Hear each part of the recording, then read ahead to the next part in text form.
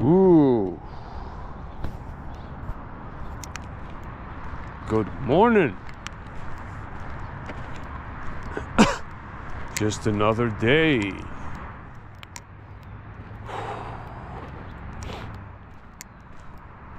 In the northern hemisphere.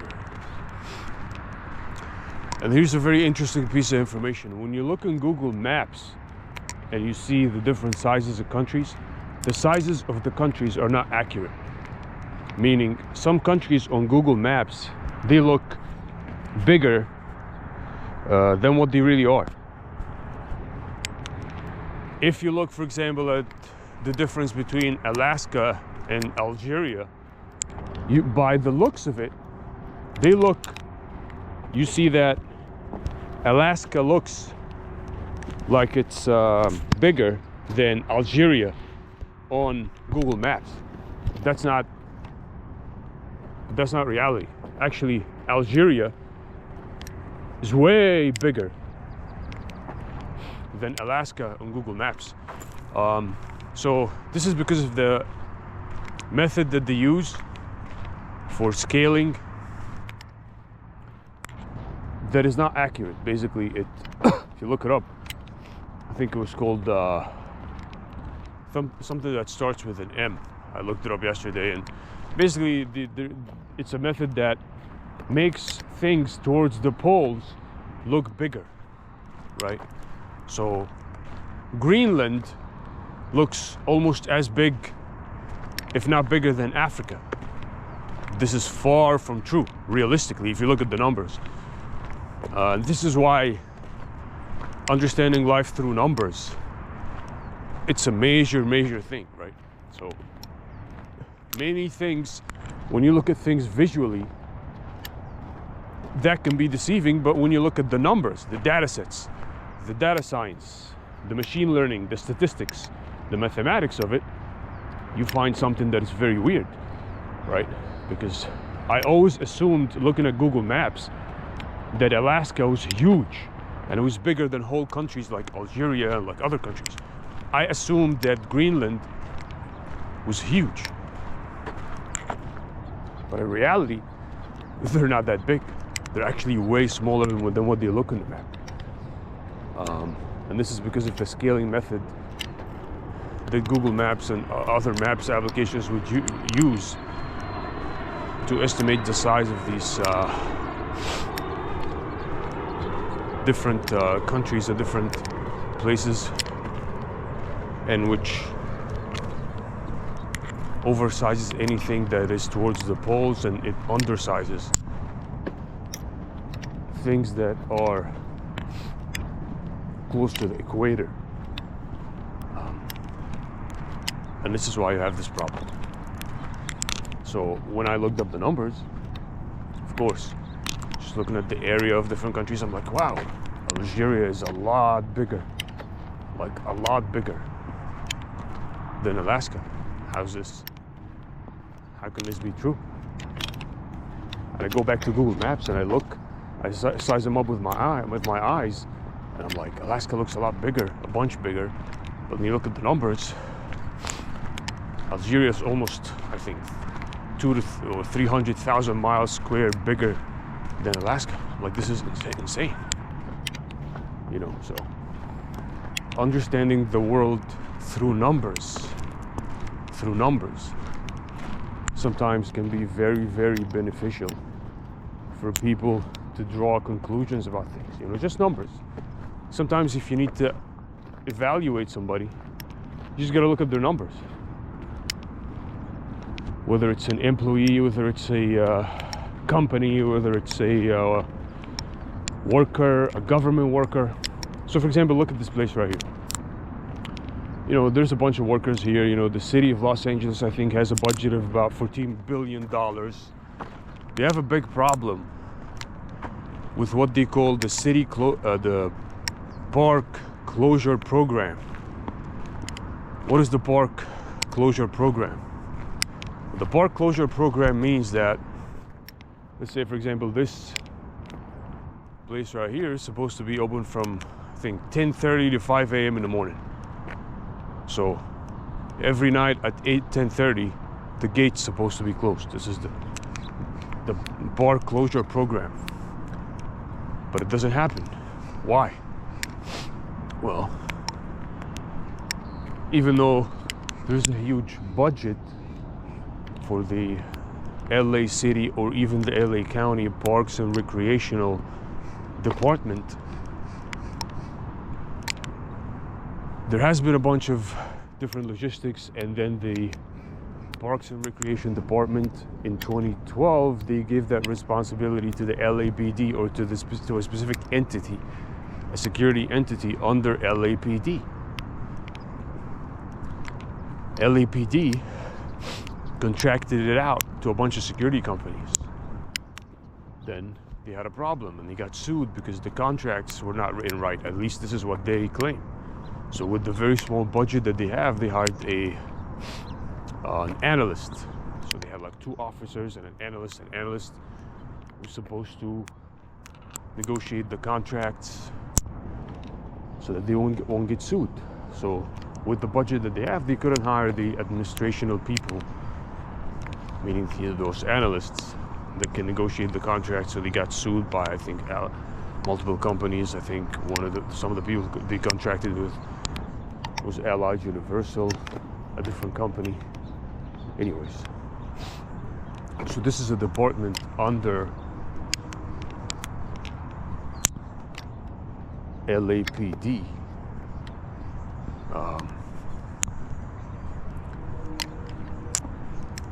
That was supposed to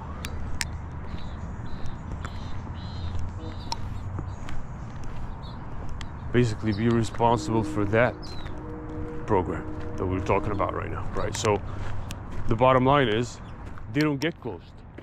The parks don't get closed in many of the vicinities of LA City. They don't get closed.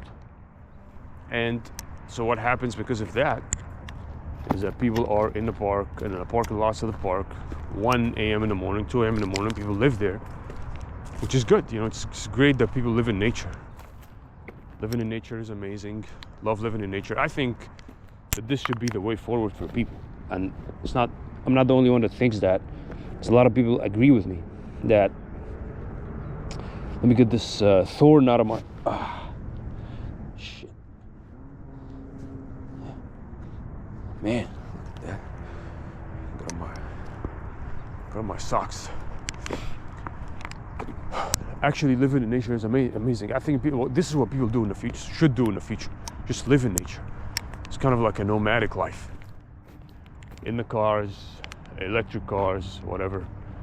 But they're living in nature. They're going around in these camps, and that's a vision that I see, away from the old like real estate model, where people are so disconnected from nature. They're not.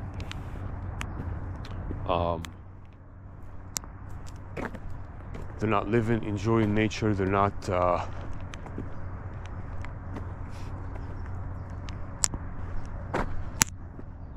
They're not enjoying it at all. They're living in these boxes, these apartments and condos, and these disgusting boxes that has all the problems that it gives people with mental health and all these different types of things, which is not good. This is not good. You know. Oh, look at that. So there's a way right here, but there's also a way right here. See? Get in here.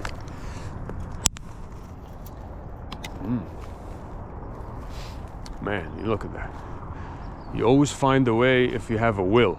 See, somebody had a will to come through here and they just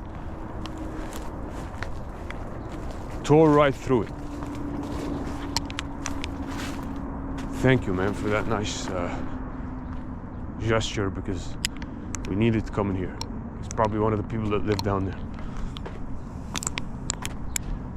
And the people that live down there, that's a different problem. It's a bunch of people that live down there in these encampments. My only take on it, I'm not against people living in nature. I would love to do the same, actually. Live right here, you know, and a camp down there. I'd love to do it, but the problem with them is that they trash all over the place. And in the last video, you can see They're trashing all over the place, plastic all over the damn place, you know, throwing everything.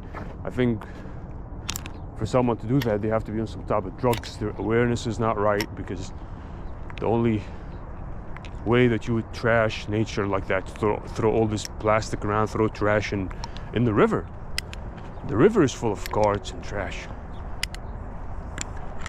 Is that something has to be wrong with your awareness, you know, to destroy this beauty. So my only take on the people that live here is that all the trash and the filth and the plastic that they threw all around down there in this area. You can see that in other videos. In the video before this one. So that's my only take on it. Other than that, you know, I think moving forward, we should come up with a way for people to live in nature, to enjoy and be able to live in this nature in a sustainable way, moving away from the model of like the homes, the houses, the suburbs, all the stuff, you know, stacking houses right next to each other. And you can see that there was a guy here that comes with like a kind of like a yellow truck. He comes in here. He's one of the team that takes care of this park. They come in here in the morning. You can see that he came in here and he drove through here, through either this part or the other part. And what they used to do is that they used to close these gates every day. These gates go all the way to the other side, into the street that goes into the golf course. Of course, he came in here, drove through, and he let it open, right? So they don't close the gates anymore in here, right here. So he should have closed this gate. This used to have a lock on it. They don't lock it anymore.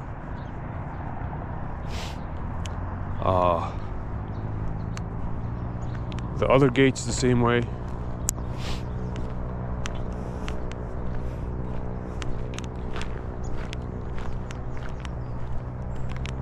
He should have locked it. He didn't lock it.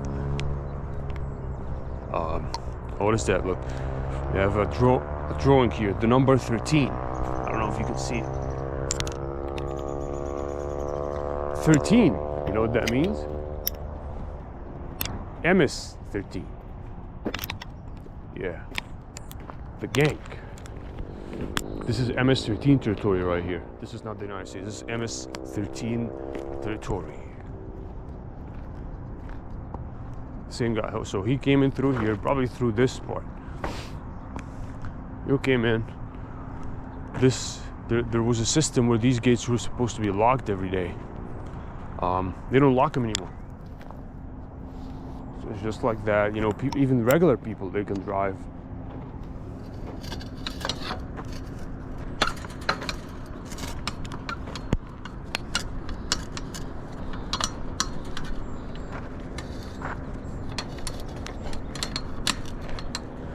They can drive all the way from in there through here. So I've been going around, you know, doing the job of somebody that's not doing their job, basically. Doing the job of someone that should get fired. That's basically what I'm doing. Because a lot of people would love to take this job and take care of the park here every day and do this, but you know, maybe they're not grateful. Maybe sometimes people you just need to give them a push. They just gotta get fired. That's what it is. They're just not doing the job. Like the other days, a lot of these fences here that were broken, the fences, you know, people, they break through the fences, they do stuff. And the fences is supposed to get fixed. Nobody's fixing it.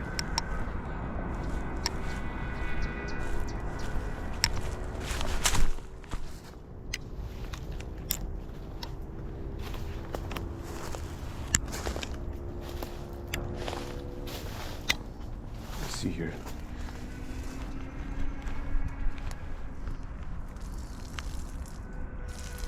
Yeah, I'm just right now, you know, one of the jobs that I like to do is just to water the plants, you know, in the morning, you know, because also the people here, they're not watering them.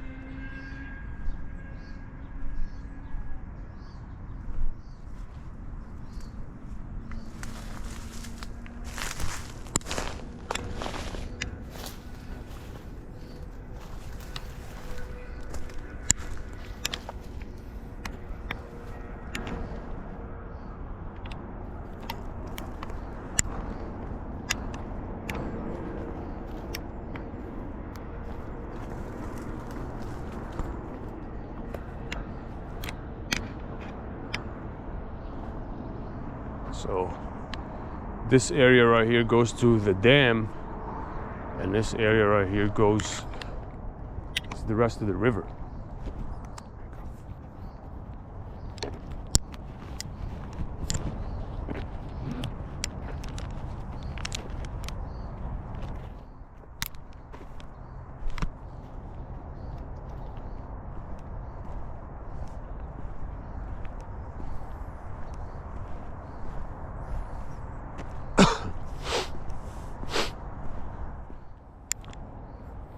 So the last time I shot, if you shoot on the GoPro, if you shoot 1080p at 60 frames per second, the battery is gonna last about 1 hour, 3 minutes. So if you got 3 batteries in one of those chargers, you get 3 hours and about 9 minutes. If you're shooting 1080p, 60 frames per second, if you shoot 30 frames per second, you get a little bit more. And if you go high up in the resolution or the frame rate, the battery lasts less. So you're not gonna have the same battery life if you keep going up in the frame rate and if you go up in the resolution, of course. So 4K is gonna run out faster, 5.3K is gonna run out faster. Higher frame rate, 120 frames or 60 frames, the battery is gonna run out faster than 30 frames per second.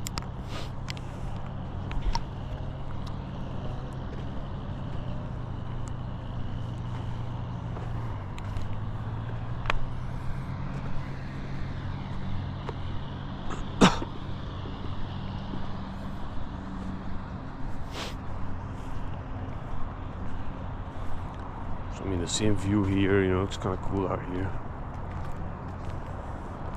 There's a little bit of a fire right there, and there's a bunch of people that live here. That's probably why there was a fire. So there are a group of people that live here, and they cook with fire. Right there, if you saw in the previous video, when I was going through these encampments, there was someone there cooking, lighting a fire and cooking. Multiple people, they were lighting up a fire to cook. They were cooking on a pot, cooking stuff. And there's nothing wrong with cooking, but as you may imagine, the people here, they're not taking into consideration the best safety precautions. So as a result, stuff like this happens, and sometimes the whole thing will catch up on fire. And I think this is basically one of the main reasons they have so many fires in California. It's just people camping out and they light fires.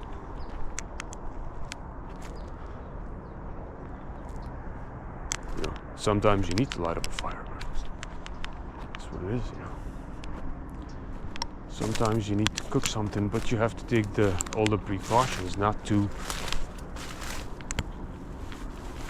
light up the whole thing on fire. Because when you light it up on fire, it becomes like this right here, then you can't enjoy it anymore. And all these carts, the shopping carts, people bring them here and then they throw so much stuff around. That's the problem I have with it. It's not like responsible living or responsible camping. It's irresponsible. It's trashing the place. It's throwing plastic all over, like you see if you go in here in these encampments. It's irresponsible behavior. What was that, a phone? Looks like this was a phone, right?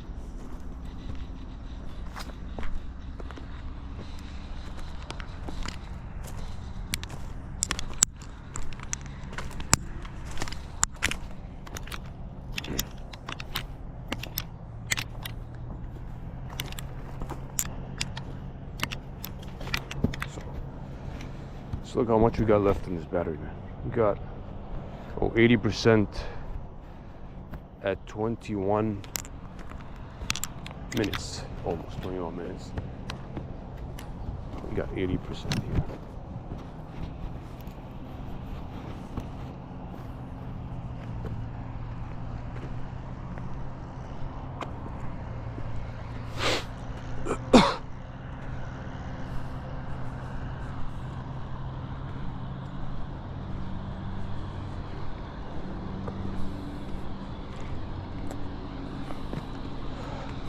So when you venture out in different places, especially if they're way out of the city, like, you know, this specific park or specific preserve over there, this in the Sepulveda area, this specific preserve is very close to the city, so it's surrounded by city, by very dense residential neighborhood.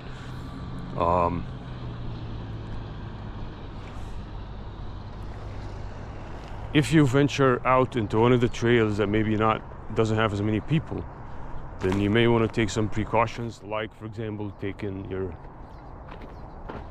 some kind of spray, some kind of bear spray, some kind of different tools, even a gun, because bear spray is not going to work at all times. Could be a high caliber handgun, it could be a rifle. And then with that you have your bear spray, and then with that you have your horn or your whistle.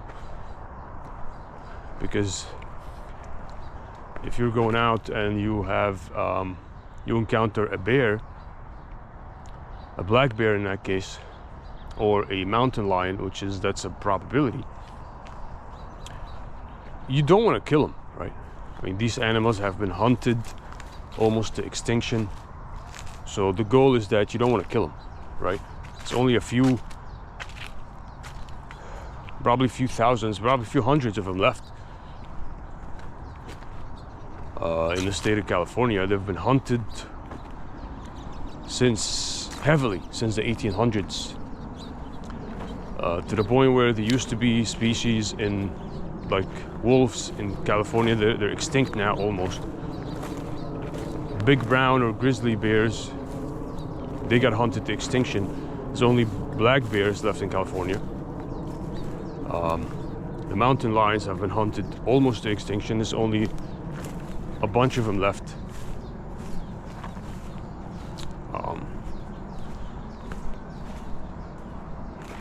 Even a lot of other species, like, I think there used to be some other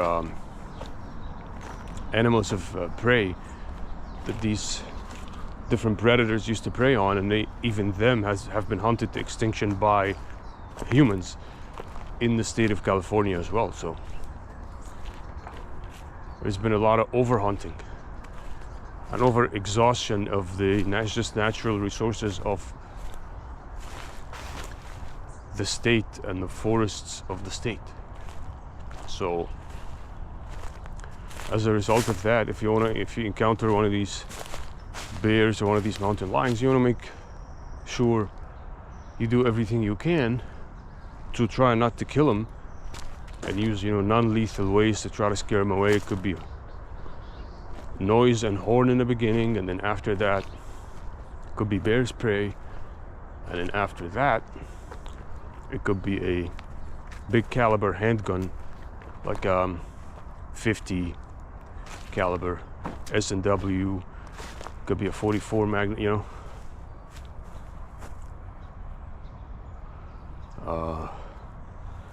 There's a bunch of feathers here. What happened here?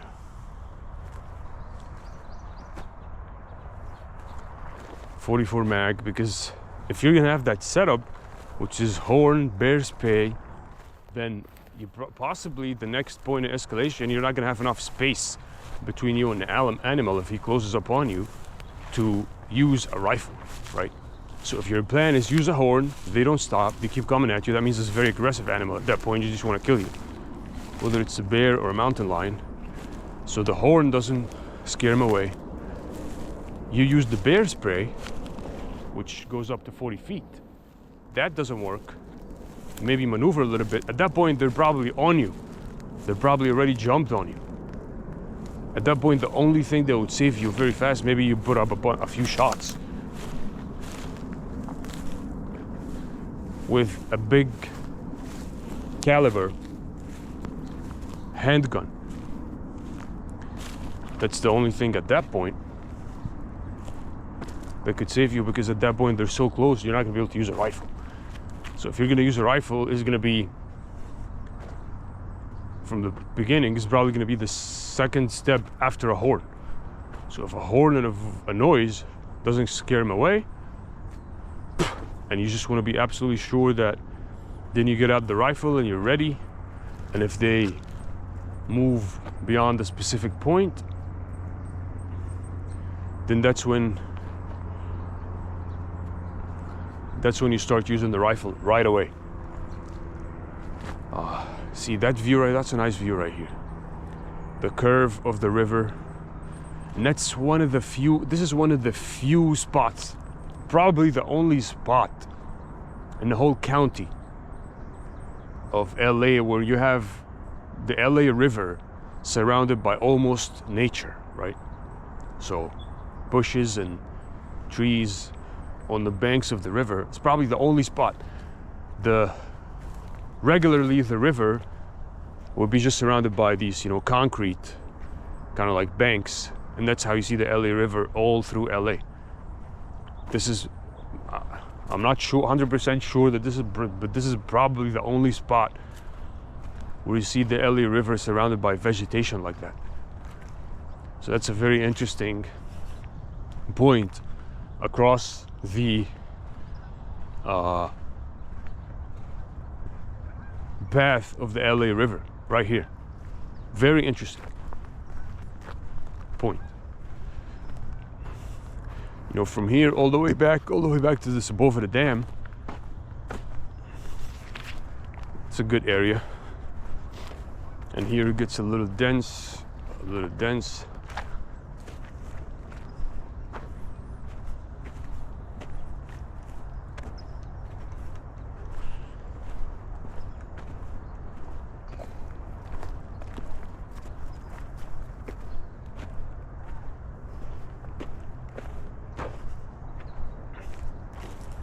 So nice view out here.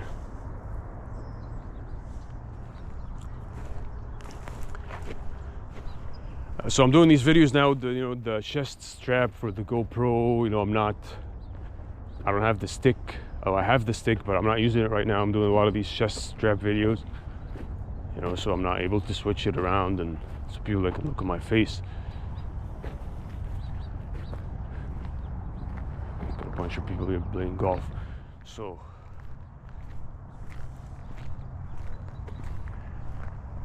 the interesting thing about here's one of the downsides of the GoPro, right? Problem with the GoPro is that the battery doesn't last a long time. It's a problem with the GoPro. So what's the solution to that? The body cam cameras.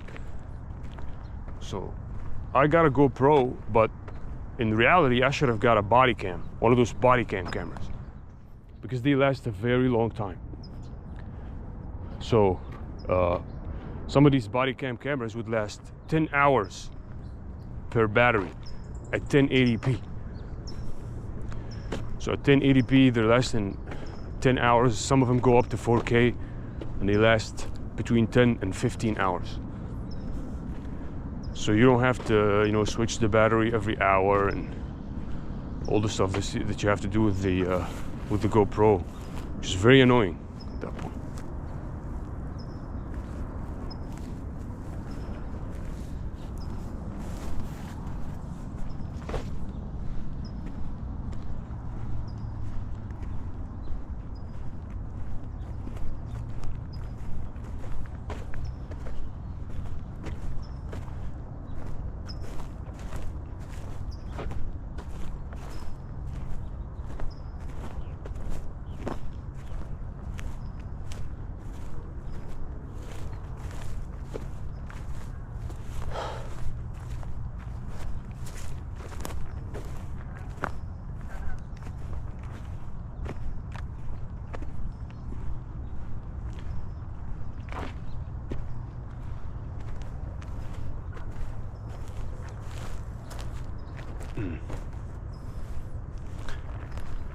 It's a nice little trail right here.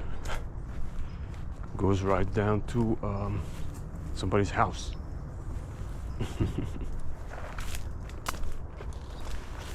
Let's say good morning, son.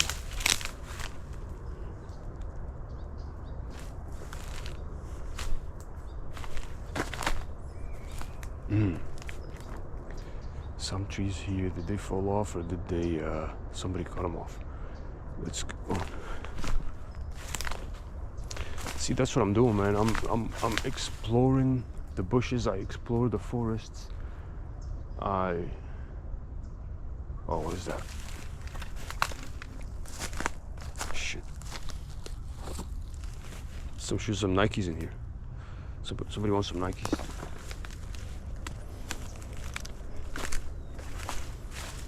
So that's what I'm doing, man. I'm exploring the forests. I'm exploring the nature. You know, exploring nature, and just really what it is. A lot of people don't like to come in here down these trails, and they don't like to.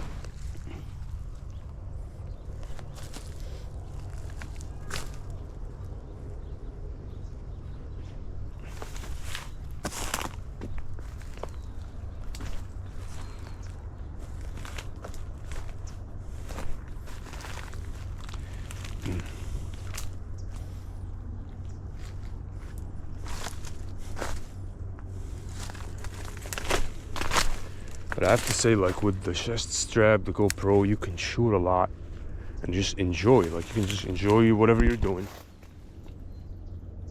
You know, going about your business and then not worry about carrying the stick, all this stuff. That's very annoying. You don't have to worry about any of that. You can just put it, whether it's the head strap or the chest strap, and you can just put it there and you can just enjoy whatever you're doing. This is the good thing, the positive thing about these, whether it's the chest straps or the head straps for the GoPro. But when you're holding a stick,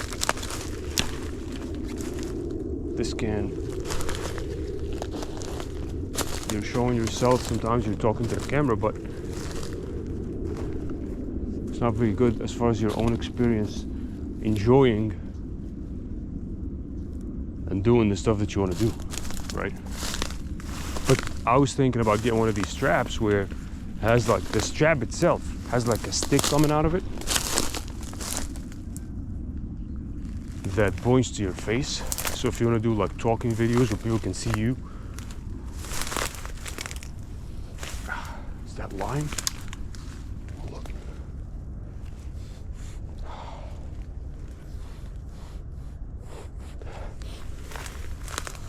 It's like an orange tree right here, or some type of citrus.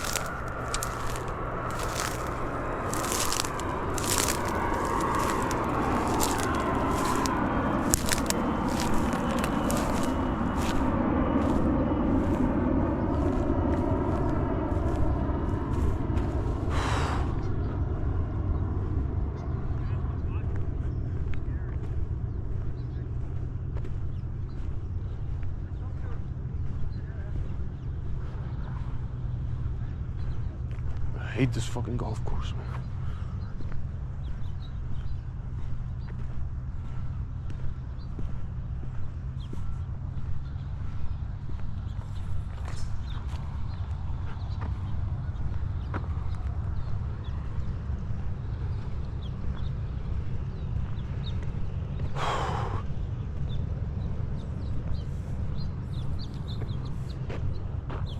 So all through this area is probably the densest, the most dense part of the LA River that you can ever come across in this area right here.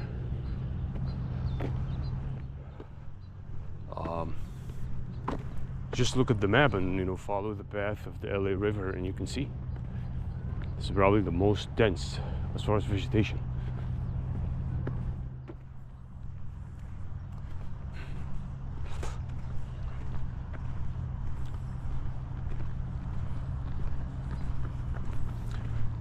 So there's this path over here that goes all the way to the other side, to the lakes of the basin area. There's also this area going down here, but you know, as we all know, down here, you know, there's a couple of people living here, you know, left and right, which is kind of stupid because it's really close to, you know, like you can even see them from here. It's really close to the trail. Like, it's not even a good spot. If I want to live here, it wouldn't even be a spot that I would choose. I would choose something deeper and denser. Oh hey, here's one of those people that the parks, the recreation people. Let's come over here in the trail so we can try and talk to him.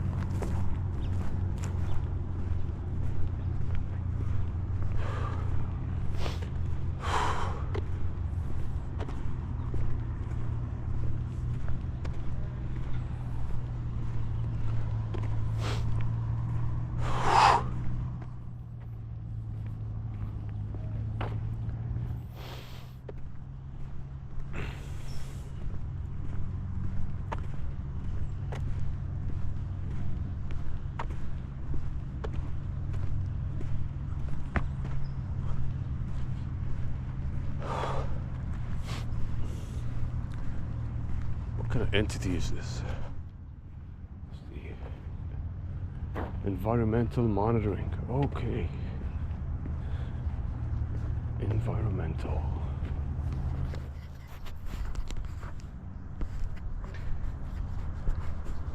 Should ask him up.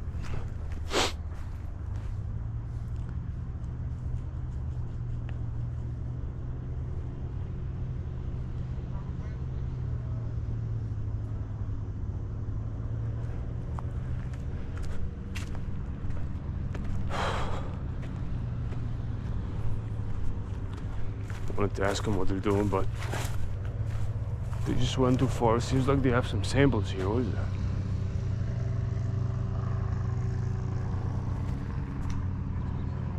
Total chlorine residual, SM22 meter DR300 station DCT River Weekly, station 622, sample date 500 ml plastic bottle. River chlorine residual, SM22. Okay, so they take samples out of the river, they test it.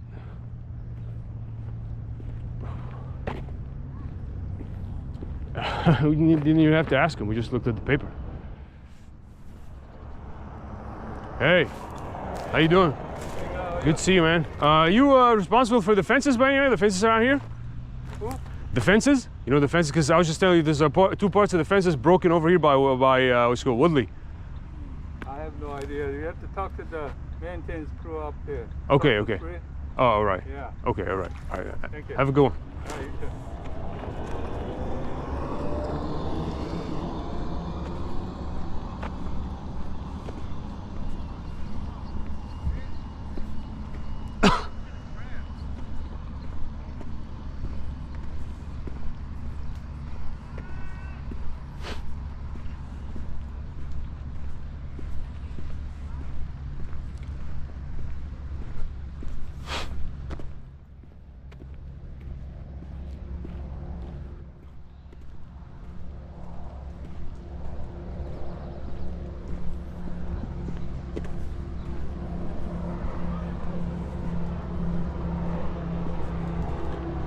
So we go here. This is towards the end of the river. See how much charge we got. We got 61% to 42. Okay. Let's go here now. Let's go and explore this forest.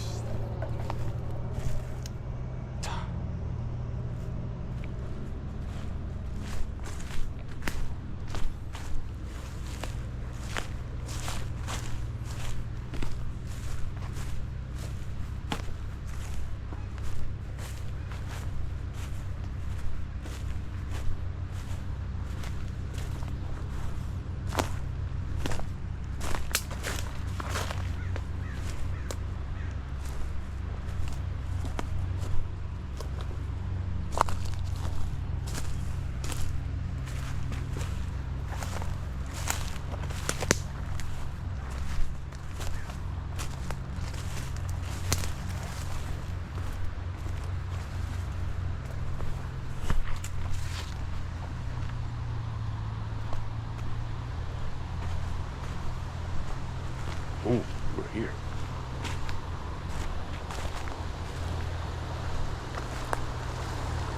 Here you can see a creek along the river.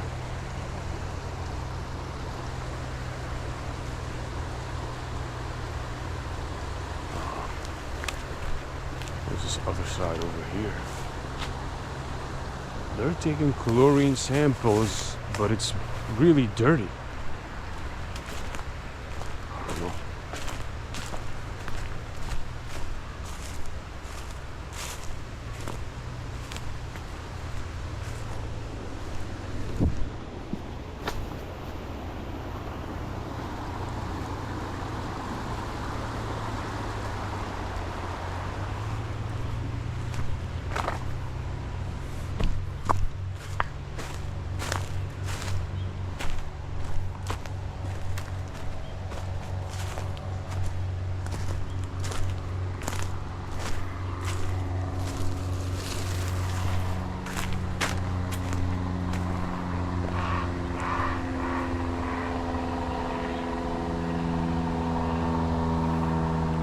Here.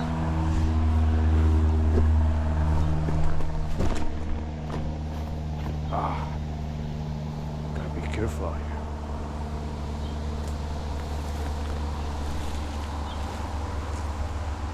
Gotta be careful with this type of environment, this type of creek.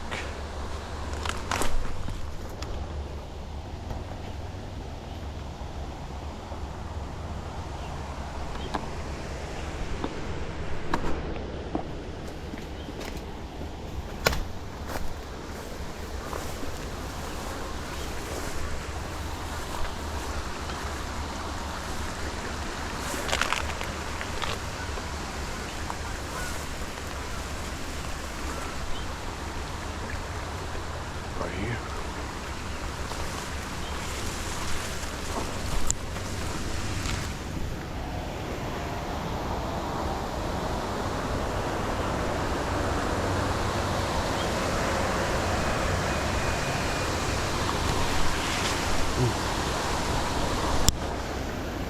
Shopping cart. Somebody was doing some shopping. It's right here. Here's the waterfall.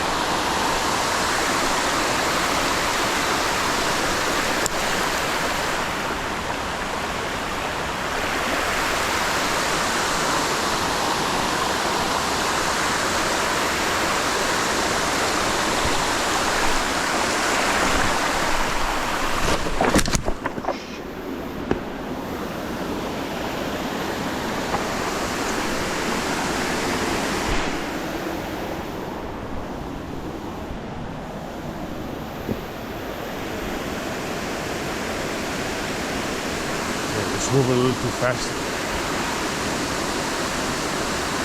That's it. Oof. And on the other side,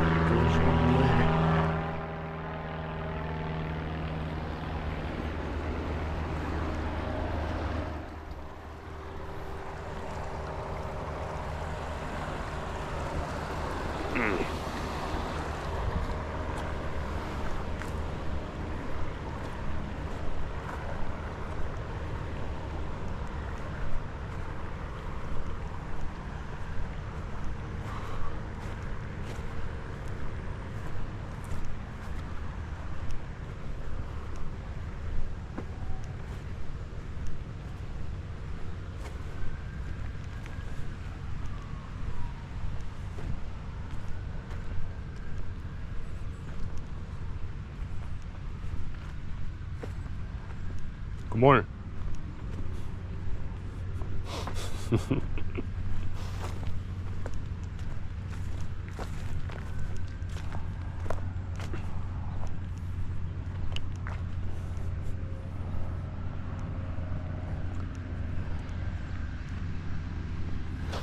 Yeah, so once you come here, there's too many, artificial, courts and stuff like that. That's where you want to go back to the vegetation right here.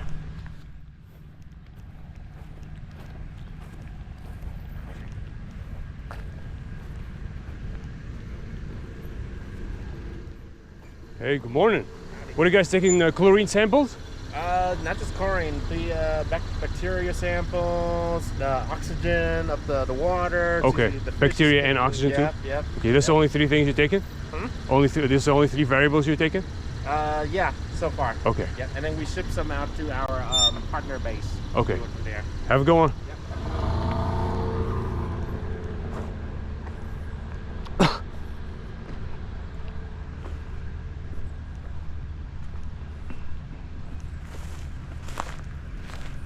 So they're taking chlorine, bacteria.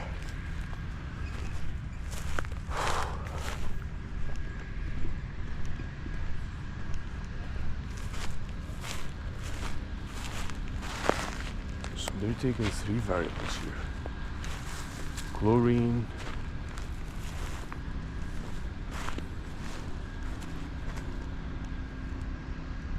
and bacteria, and also they're shipping them out to their partners, meaning he's probably talking about they're shipping them out to a lab so they can properly test them, because I of course doubt that the city has its own labs. So the highest probability is that they're shipping them out to a lab that does test it out in a more detailed way.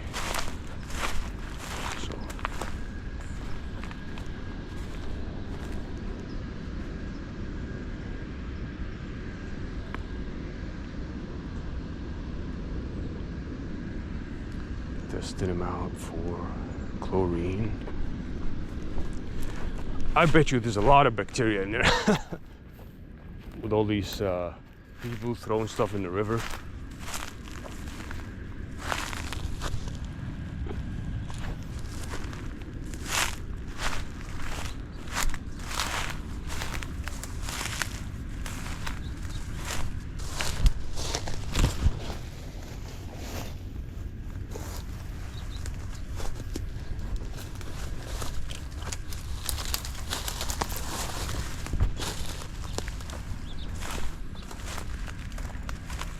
One thing I have to say, when you go through tree branches like that, you have to, wear something over your eyes, like eye protection, whether it's sunglasses, whatever, because a lot of the times these little branches, they can come into your eyes and give you a problem, a real problem.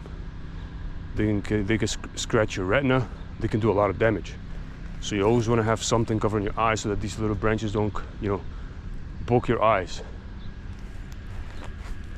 I like these kind of like mirrorless rainbow color ones because they're not as dark as the black ones. They protect from, tree branches, problems like that. They also protect from the sun, but they don't dim out the light too much. So these ones I'm having right now on, they're actually really good.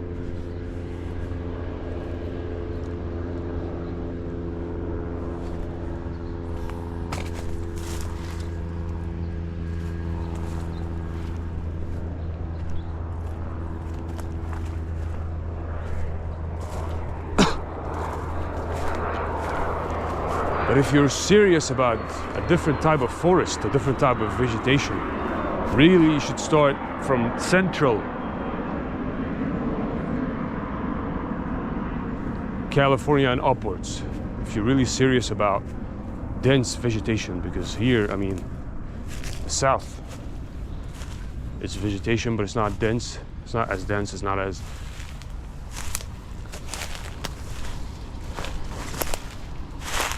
these guys over here.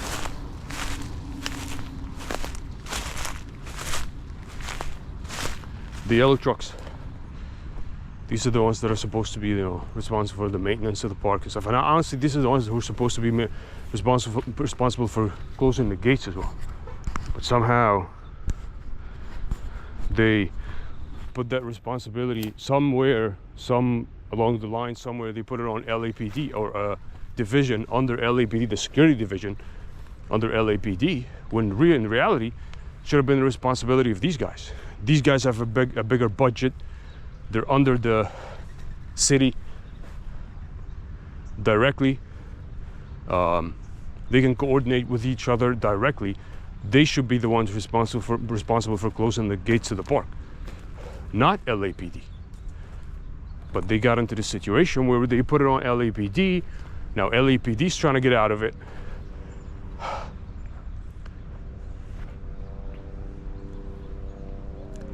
Because of all the problems that happened, and that's how you get into all this bureaucracy where you can't just get very simple things done. Just like closing a gate. Who's supposed to close the gate? Very simple task. Close a gate. They can't do it. A whole country, around 336 million people, a big empire, they can't figure out how to close a gate in the state that has the highest GDP in the country. But they still can't figure out closing a gate at a specific time every day. That's a very difficult task.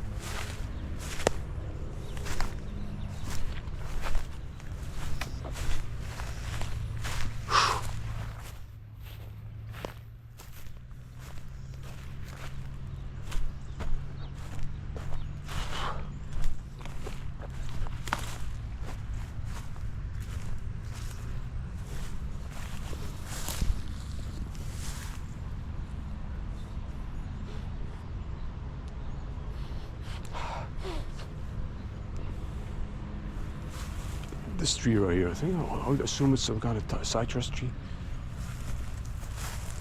Maybe orange, or is this like a young or a small orange?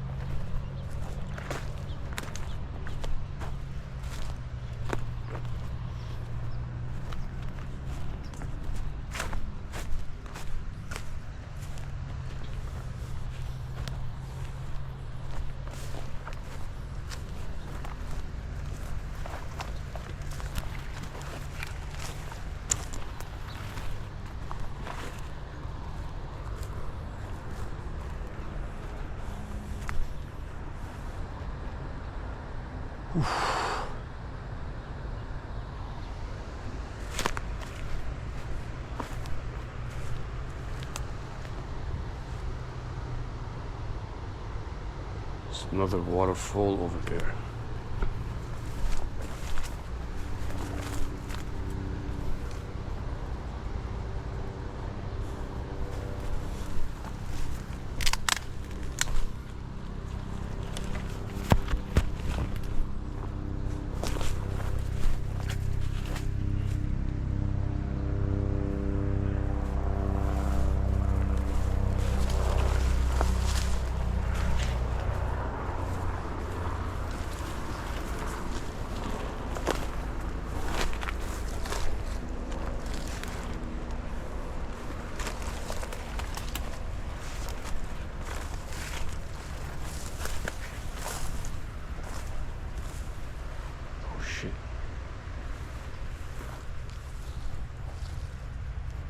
Look at that. It's a pumpkin. Man, it's a nice pumpkin right there. Still has to grow. You can't harvest it yet. It's a lot of...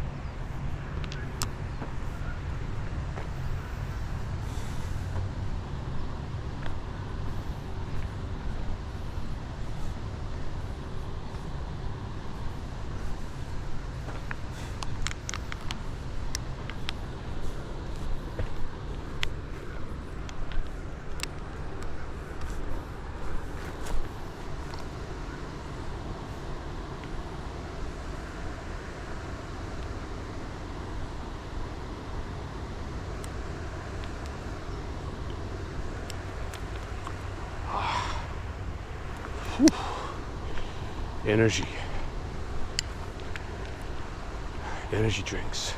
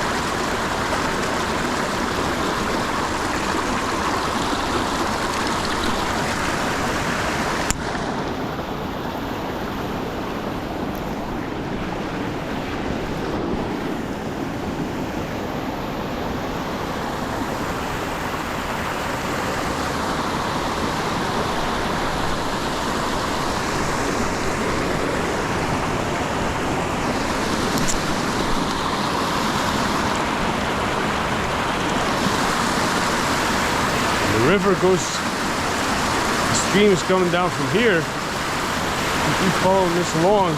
It's somewhere, like I was saying,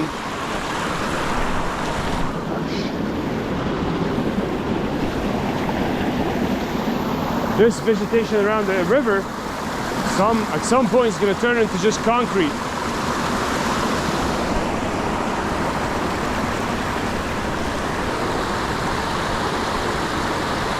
Cross over here.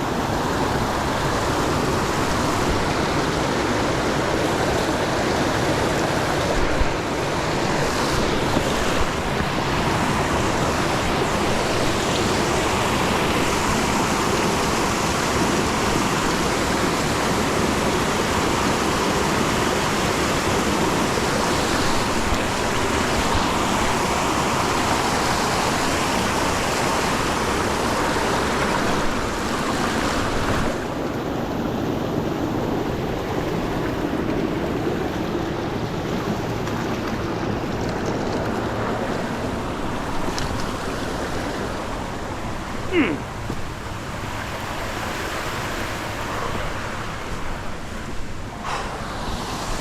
crossed to the other side.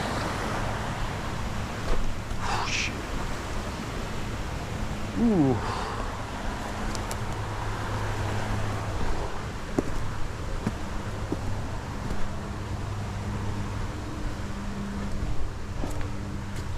Man, I'm gonna ruin these shoes in like no time.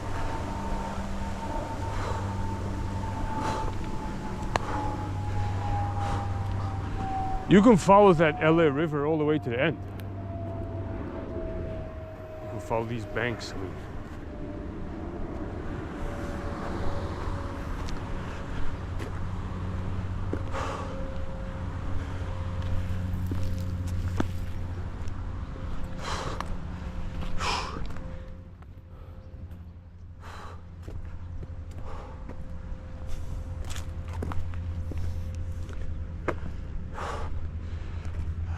of course, if you want to do this at one day, you have to plan it right, such that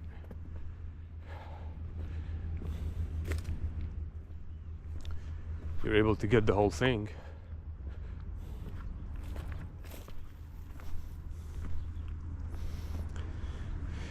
Yeah, man, my shoes can wear out pretty fast if I keep using them like that. I should have been using my hiking boots, or get hiking boots, but I'm just using these and it's all right.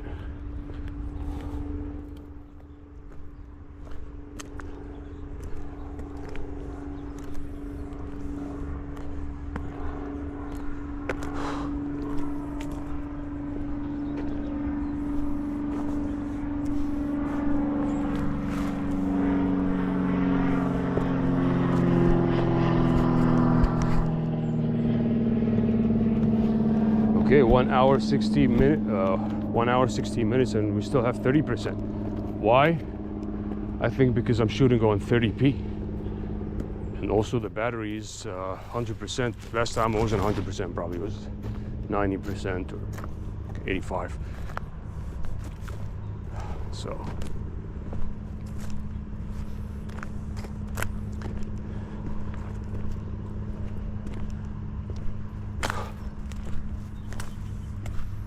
and a very interesting thing is that, you know, as weird as it may sound, you don't want to take the trail because the trail is where all the people are on.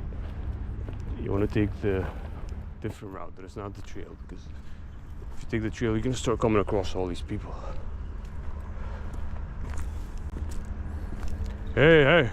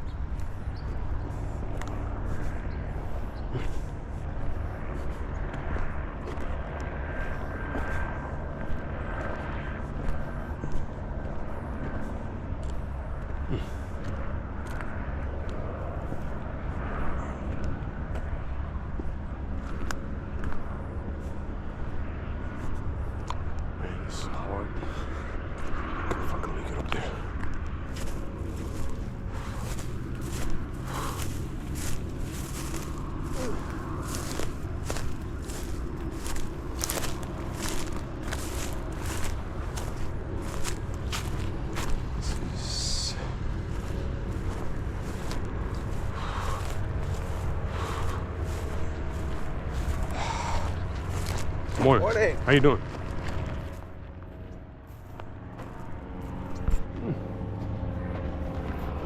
Ah. Fuck.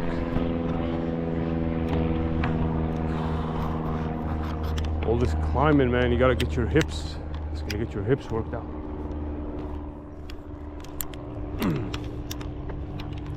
So you have to go get some nutrition, make sure you get your proper protein, proper healthy fats, you know, because you gotta take care of those joints if you do a lot of climbing on rocks like that and going around in these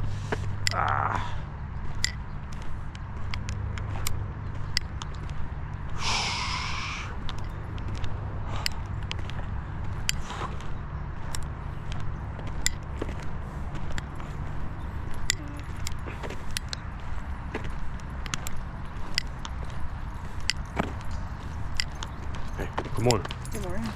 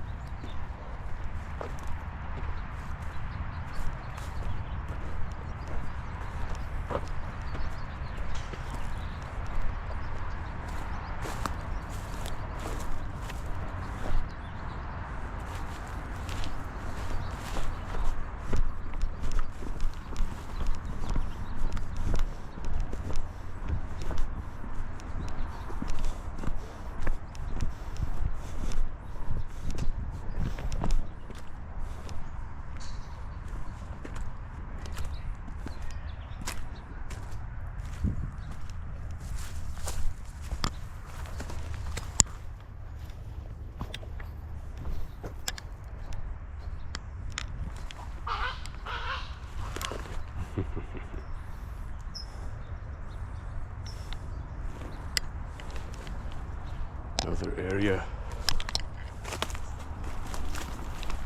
of the river. Ooh.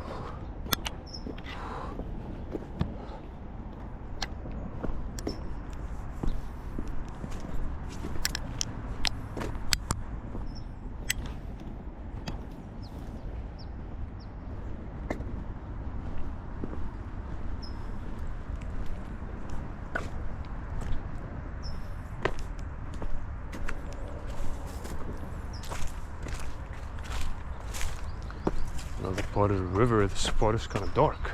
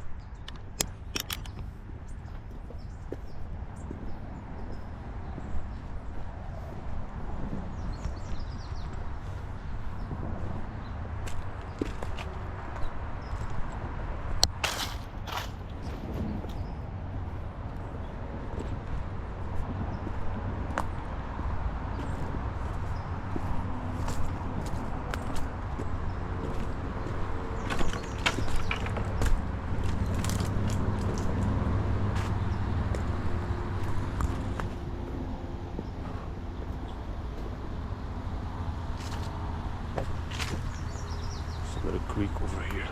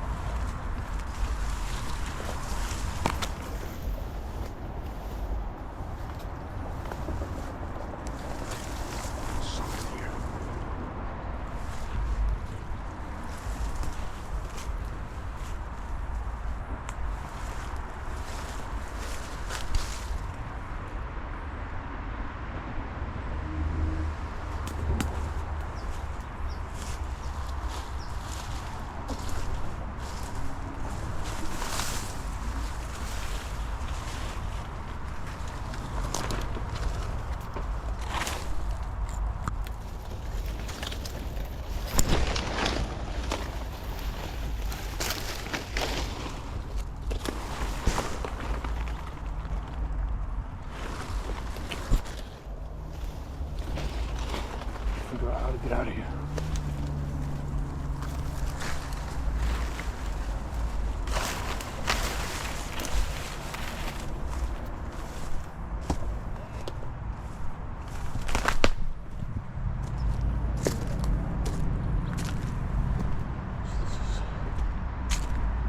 Along the river, goes all the way to the other side.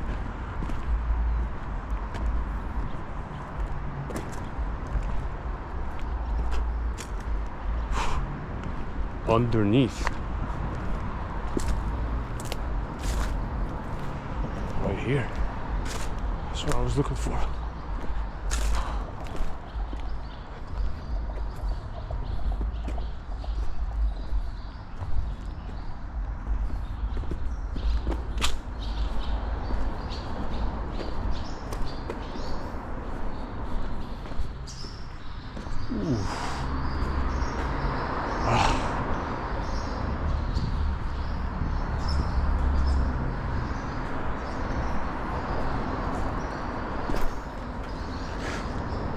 There's this.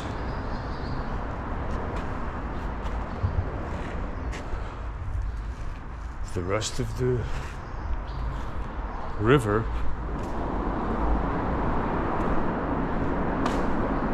You can keep going along this river.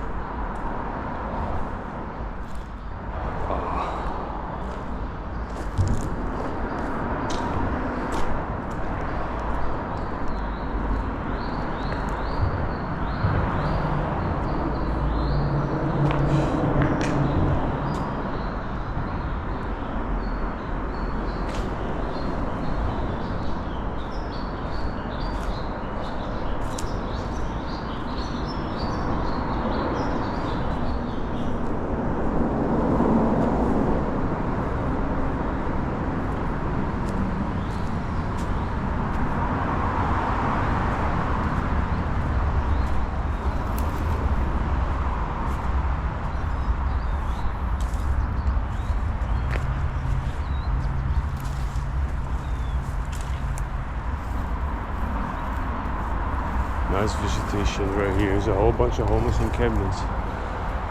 Mirror.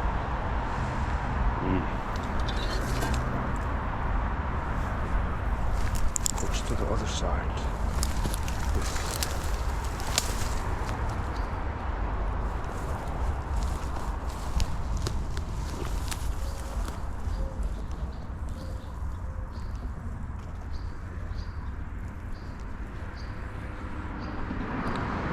It's perfectly fine, man. It's a perfectly fine piece of cord.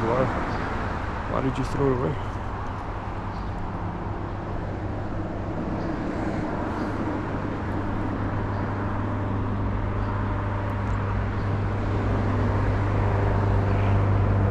Seems like it's...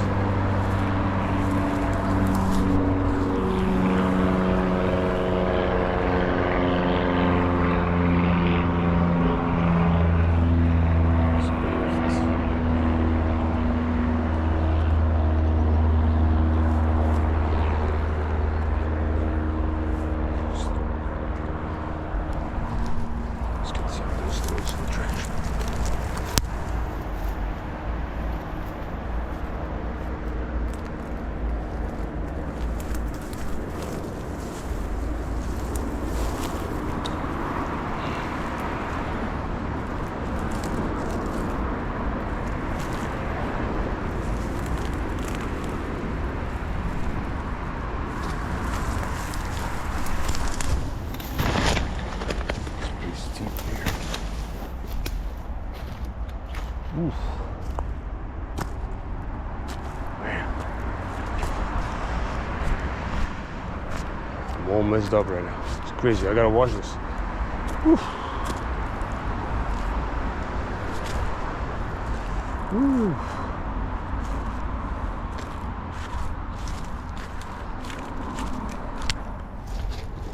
Ah.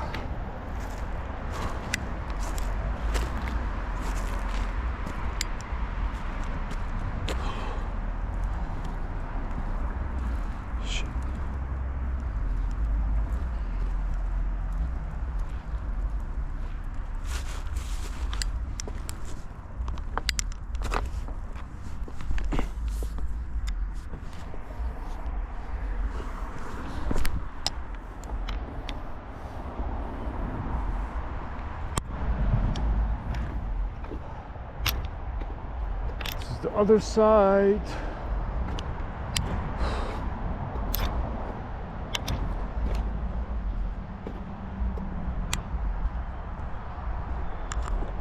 Along the river.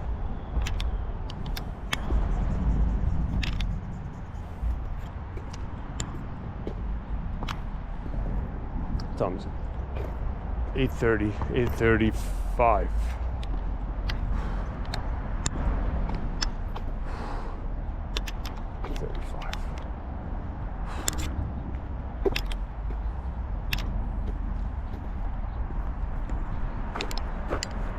This is we're on the other side right now.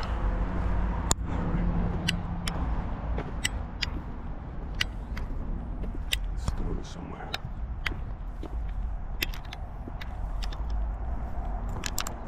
More.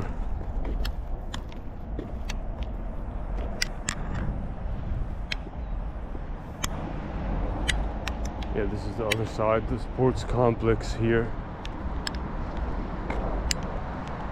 Let's go find some trash. Let's throw this away.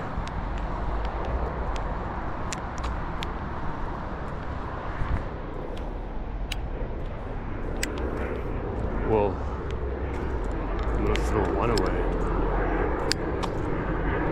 You know, I should give it to somebody right here. Just put it in the clothing donation box. Just gotta figure out the space and so.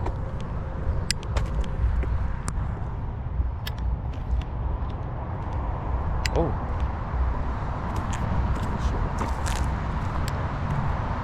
Oh, so there's a parking lot right here. Somebody's brushing their teeth. And they're using the water dispensary as a sink.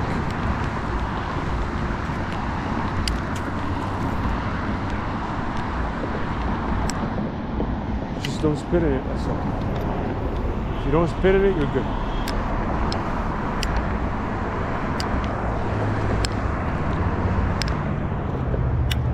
There's a clothing donation box, and so I gotta clean myself up right here.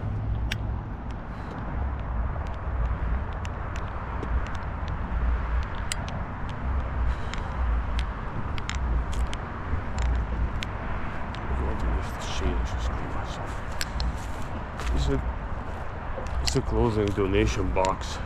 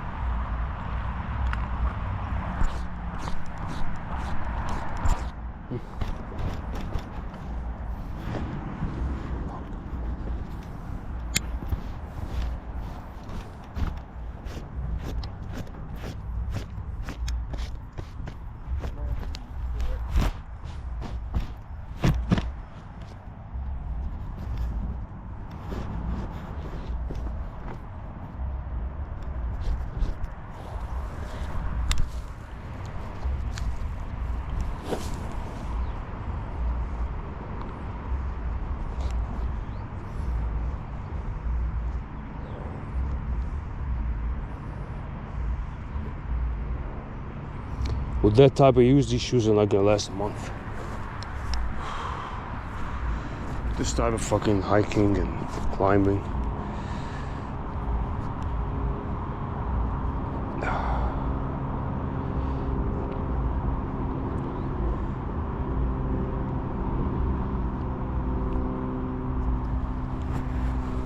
Let's get this right here.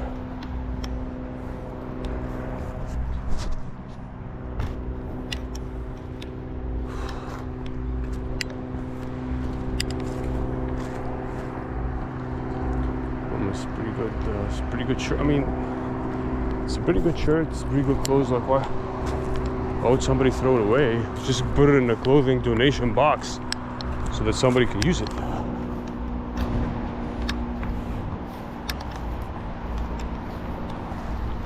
And this guy's been at the dispensary for a while now. I've been waiting for him to go away so I can go get a drink, but he's been there for a while. We'll just go get it.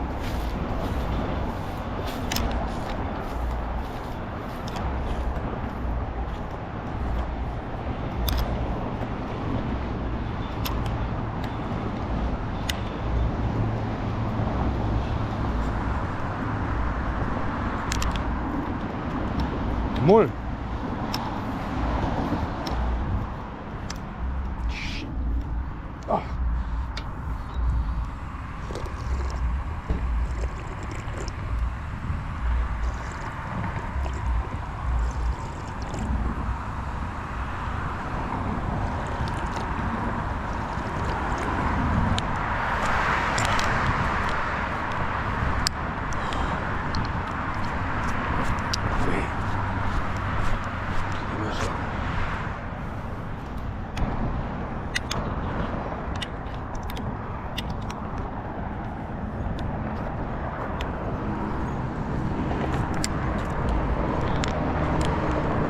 So much stuff's just thrown, man. I mean,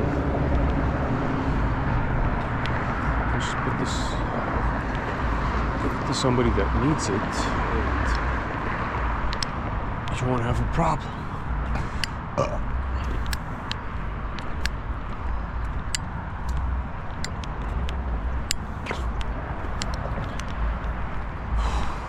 Yeah, the big boy's not making the money, he's making air. He doesn't have the swag. What's going on here? Is that is that a football field?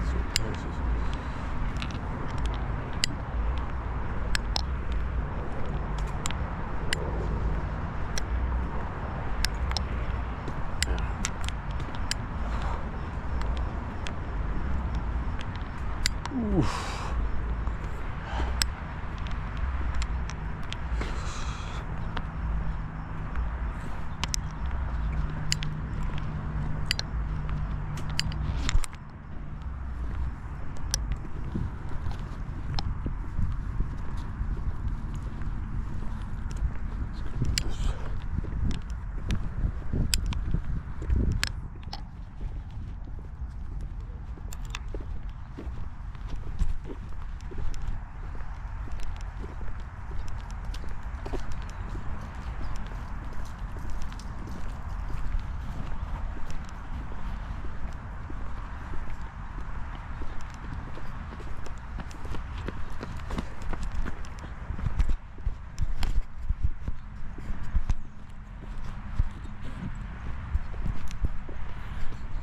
Eight, oh, 8%.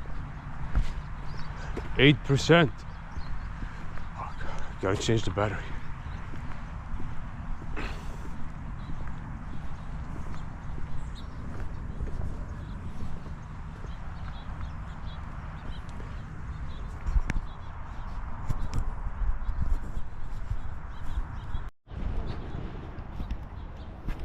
Now we're back.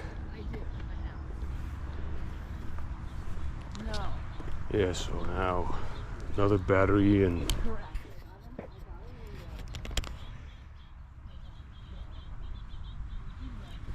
another battery.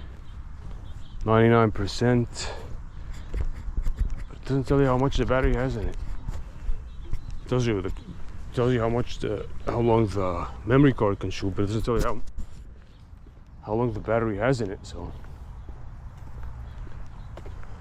you gotta estimate that.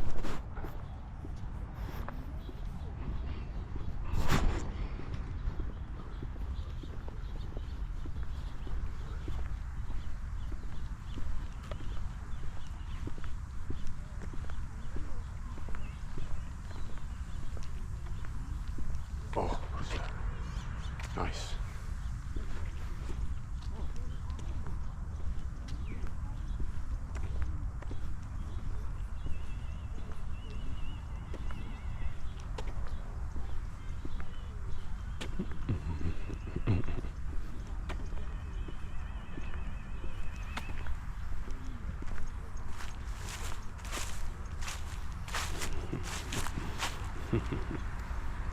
Hey, how you doing? Nice music. What are you listening to? And this is Bertelli. She's an opera singer. Yeah, Bertali. Nice, nice. She's like a modern day thing. Modern day. No, Oh, it's an old. you know what I like? Pavarotti. Old Pavarotti. You know the guy that sings the He was. Ave Maria. He was something else. Right, right. I need to. Yeah.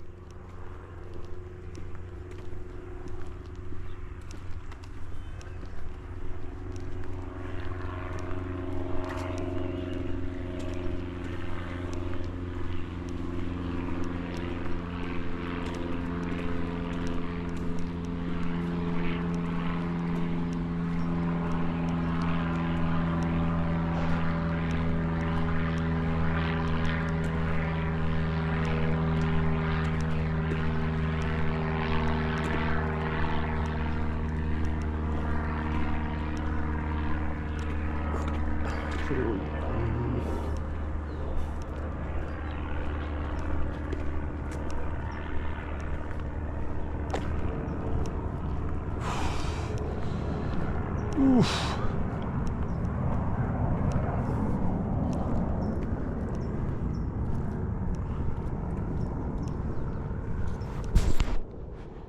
It's about 8:45. This is a path right here. I don't know where it goes, but I might want to go back.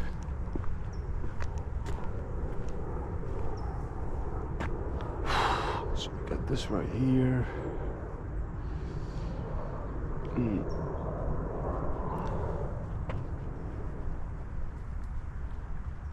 It's a good place to run.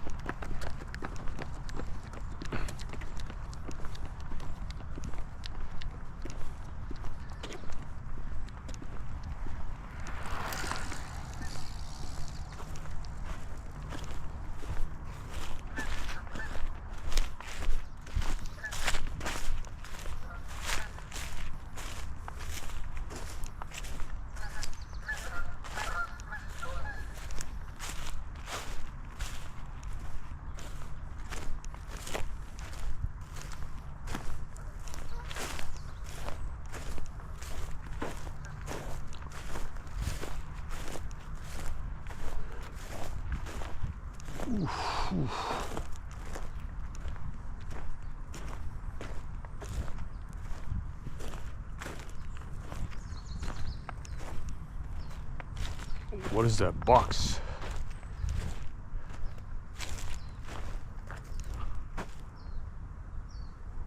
Oh, don't tell me it's a fucking bee. It's a beehive. Get the fuck away from me.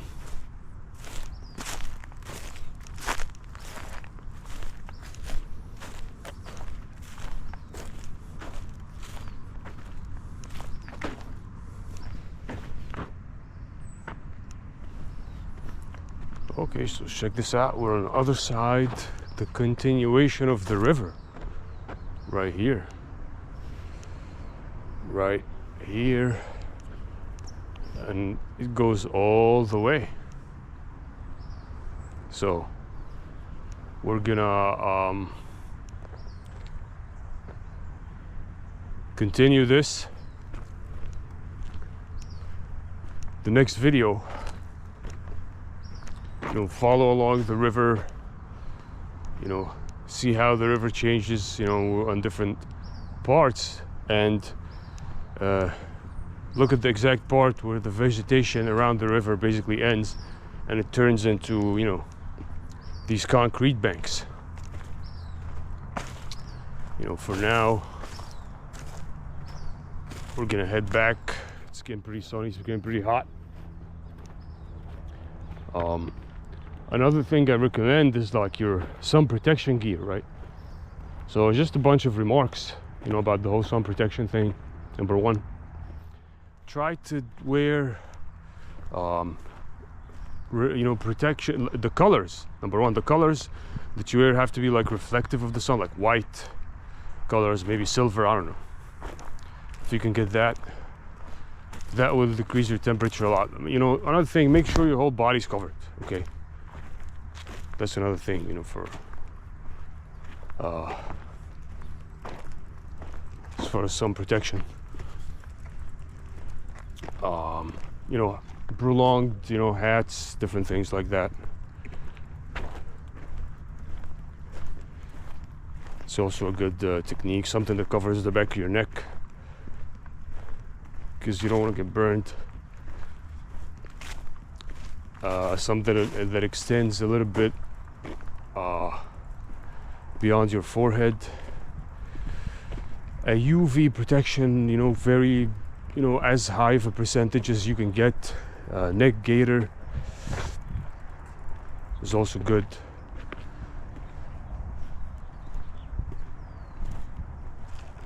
What else? Good sunglasses with a high degree of UV protection, and all these different things. You can look up the protection percentage for each thing. The neck gaiters that can cover the front and the back of your neck, and you can pull them up so you can cover your face. These have UV protection degrees and UV protection marks, so you want to get ones that are, well, first of all, light color that will reflect in and out of itself, and then the UV protection percentage has to be high too. So that's the thing that you have to look at. With a lot of these different things is that the UV protection percentage. So just like sunscreen has different percentages of protection, all these different gear, the neck gaiters, the neck covers, even the hats.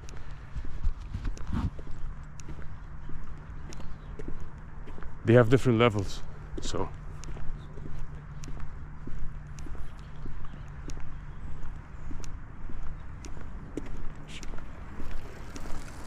Thank you. No problem.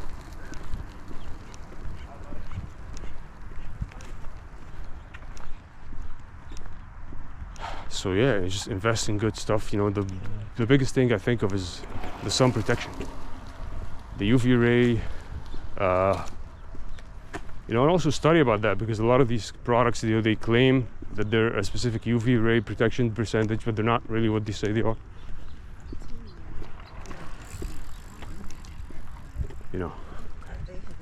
More.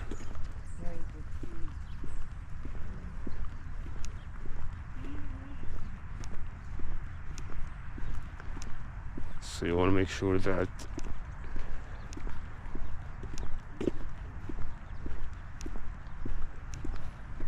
you have all this type of stuff, as far as the pants.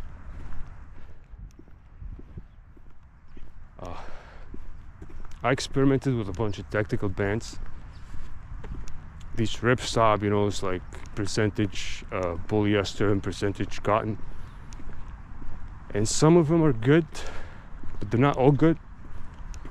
They do tear, and they do get ripped pretty fast too. So honestly, this is something, you know, one thing you have to get away from the branding and the marketing, because a lot of the marketing, they're like, they market stuff in a specific way, like all these names. So tactical pants, okay, what does that mean? What's the texture? What's the science? You know, what's the studies behind it? Is there like a study where you compare it to jeans and you found out that they tear less than jeans? Jeans are like probably the most durable thing I've ever experimented with.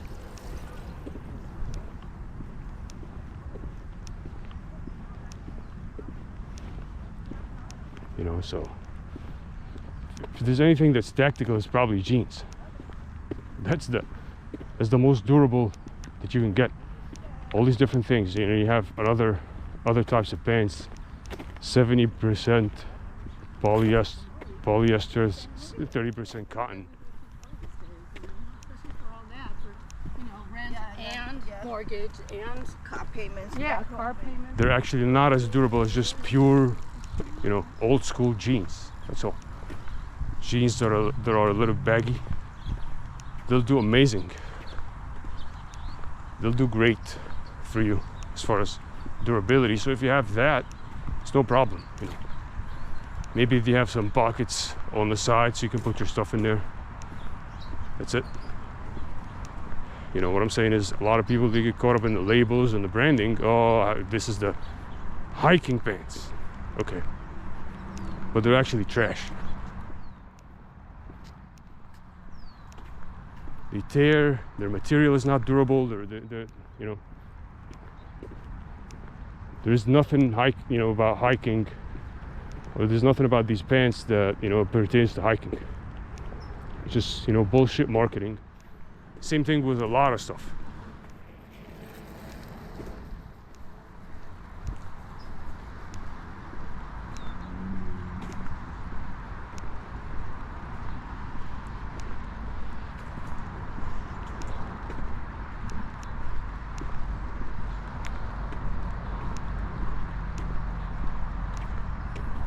Just move that over here.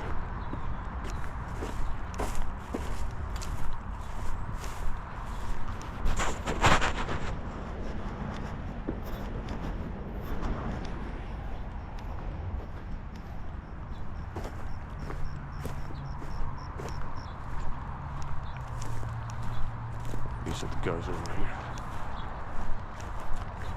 So, I mean, I'll make a whole video about that. The old variables and the categories of things that you have to go through.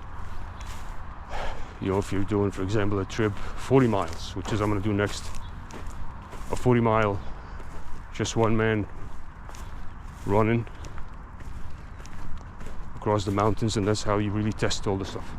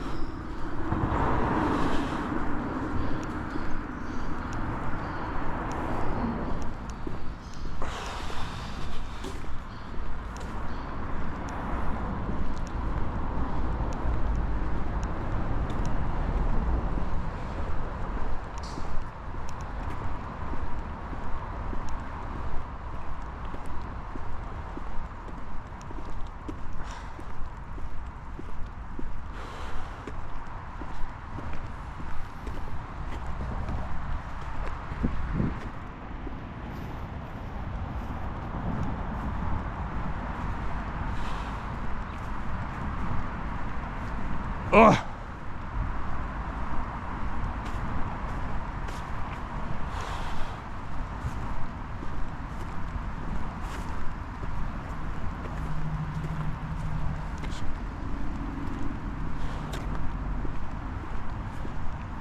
Hopefully you'll go in the right fucking way.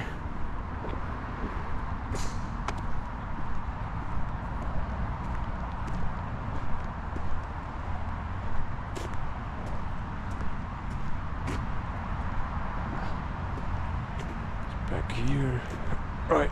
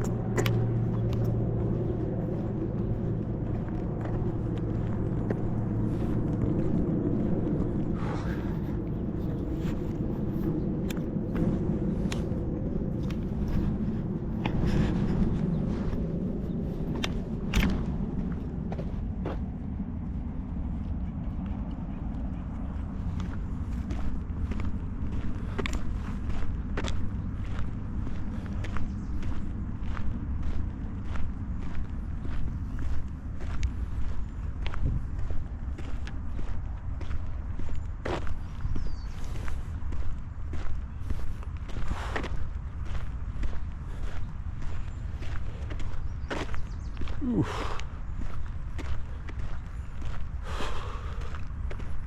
It's 9 o'clock and 4 minutes, and the sun is pretty strong.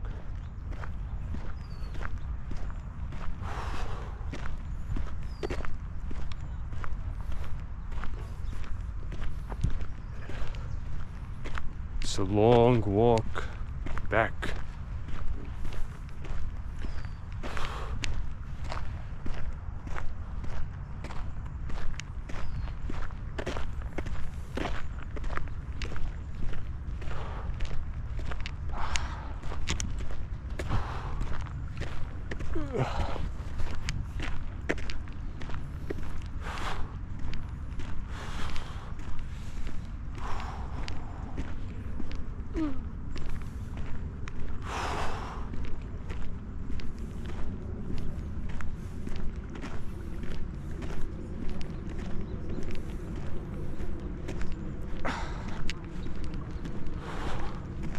How you doing?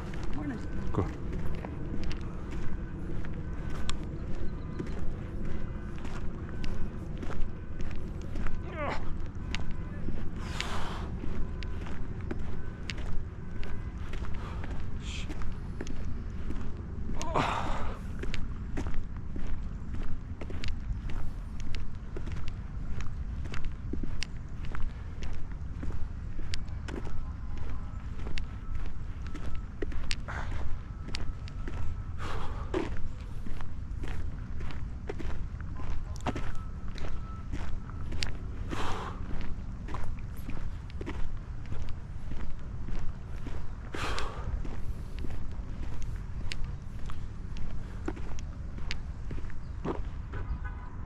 Am I going the right way? I think so. When I was coming here, you know, the river was on my right side when I was going. Now that I'm coming back, it's on my left side, because I did cross. I did jump over the rock, over the rocks across to the other side, so I have to go back over the bridge.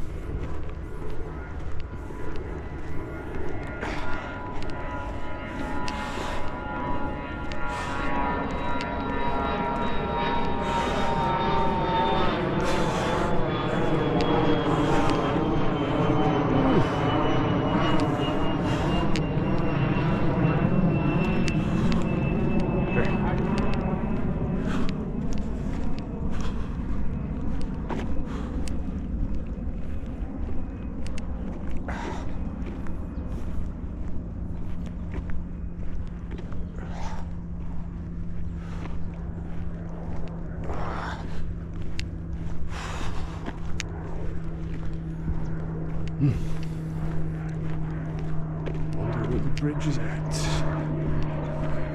Where is the bridge? It's probably a little bit northwest. Well, in forward left. I don't know the directions right now. Just going.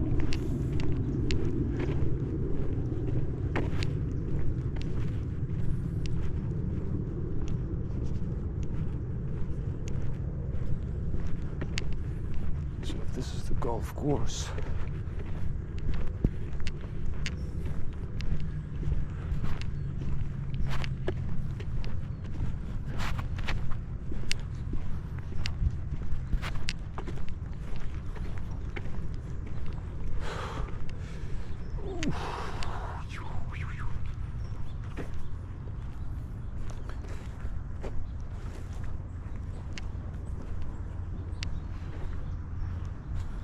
That's vegetation, so that's the bridge over. There's a bridge over there, but that's not. That's the. Okay, that's the car bridge that goes to the other side. Just keep going here. Ooh.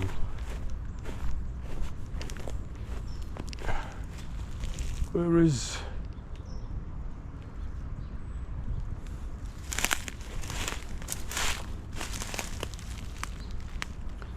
That's a nice area right here.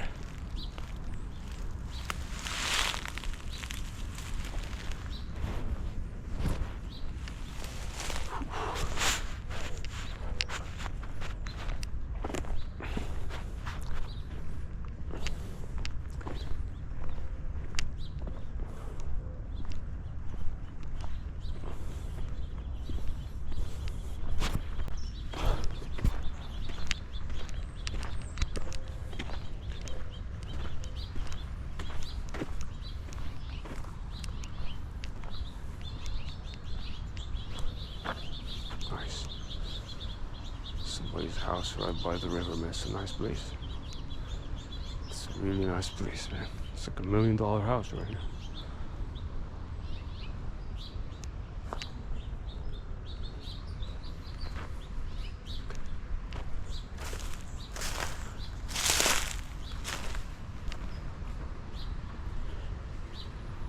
It's another view of the river. I think this is maybe the rocks where we crossed to the other side. So we're gonna go back. Cross back.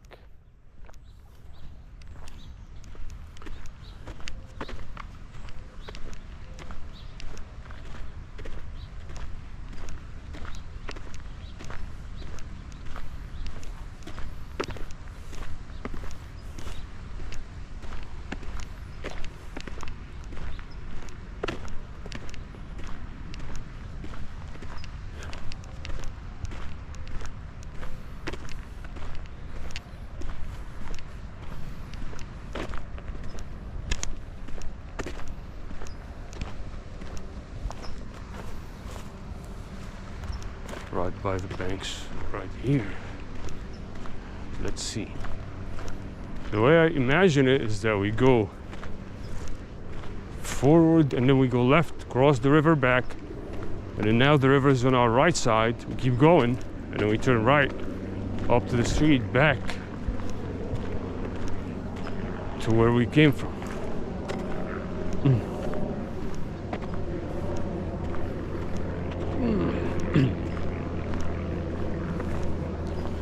Man, it's gonna be a long video right here.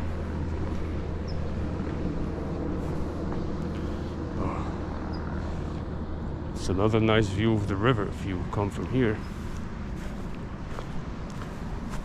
This LA River, you know, I'll talk in specific about the water supplies of Los Angeles as far as the city and the county, the water supply, the whole thing. And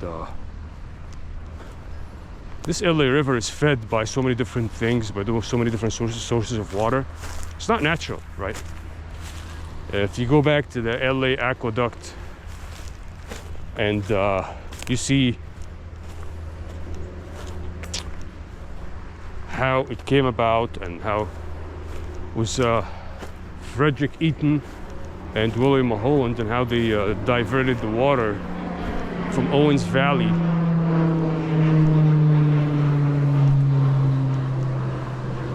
all the way to Los Angeles County and the San Fernando Valley and all these different things. And so yeah, I think pretty much this is the area where we crossed right here. We're right back. It's almost like a little dam right here. We can even go down from here.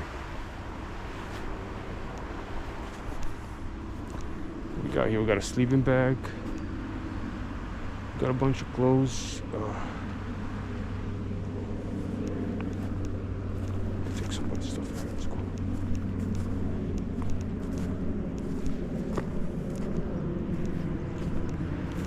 So we can do that, or we can cross. You know, just keep going over here and just cross over so the bridge, if we can find a bridge. I'm sure that we can. Then we can cross it over there.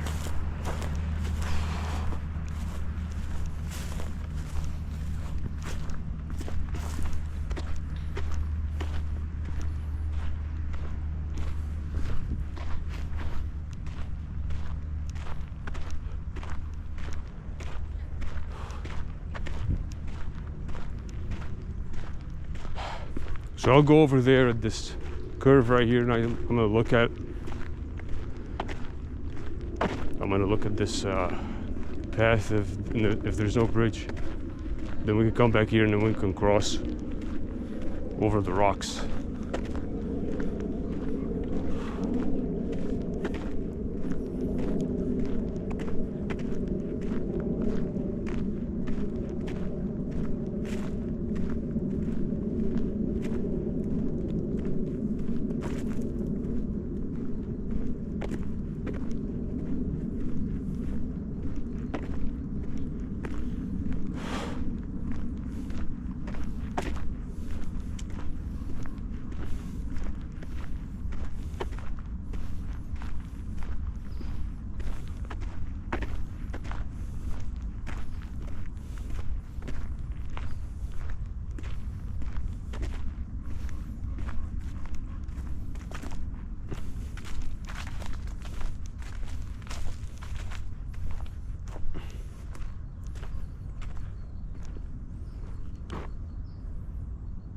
Yeah, come to think about it, I don't think there is a crossing.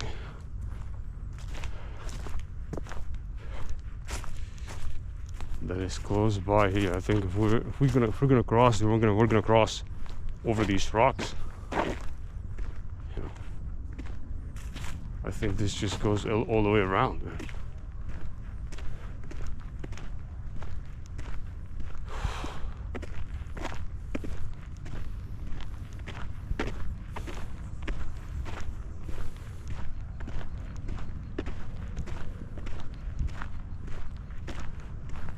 Well, the bridge also, the bridge was back there. We could have crossed over at that side too. That's a possibility as well, but then we're gonna have to walk a lot more.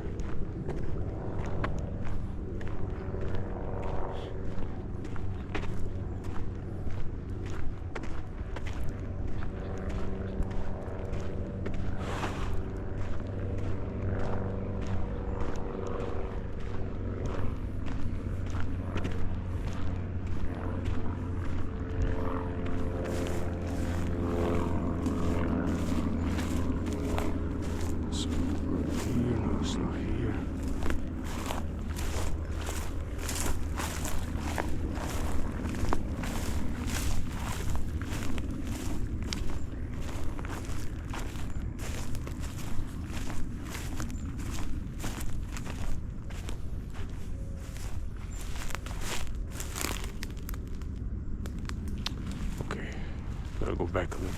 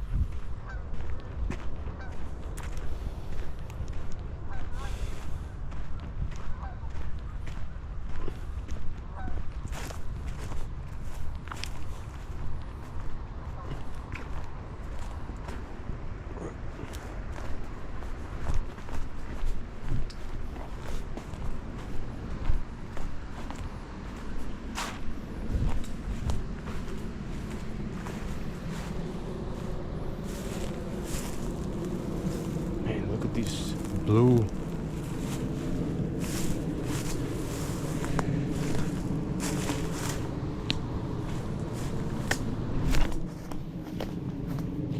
damn, man, 2 crossings in one day.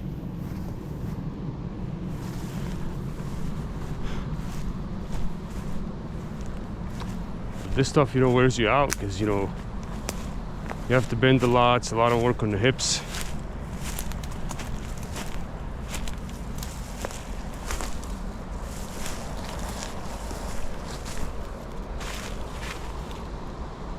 Where is it? It's right here.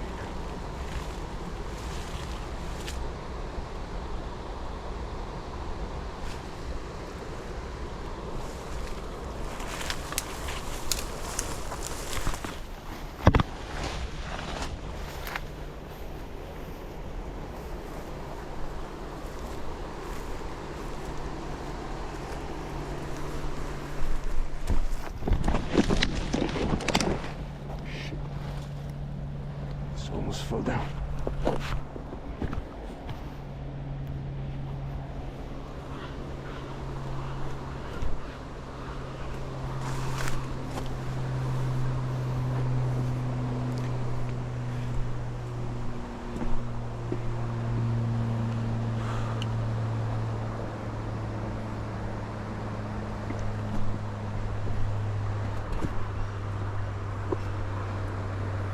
It's not the right crossing. We can just cross from here. We can just walk over the fucking...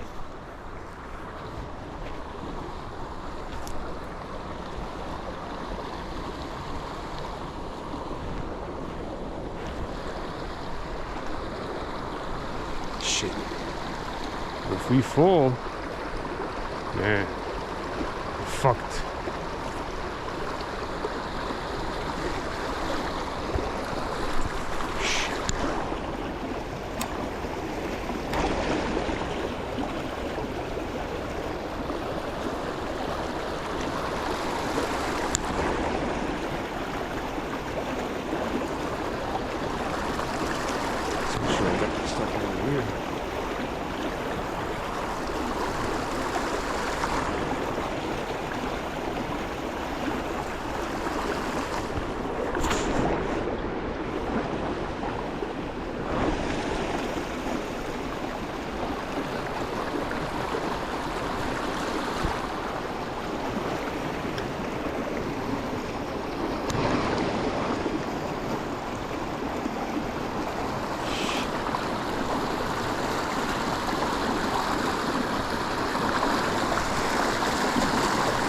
This is easier, but this is safer. So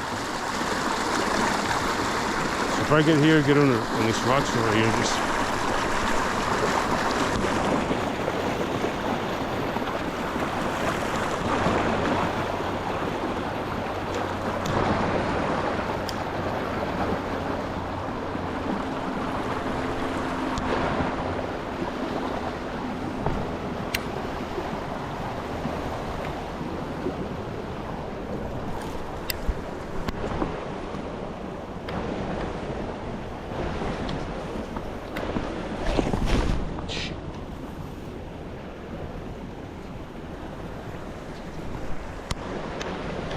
man, we did it, man. We crossed.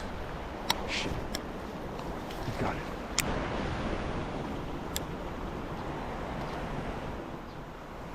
Crossed over.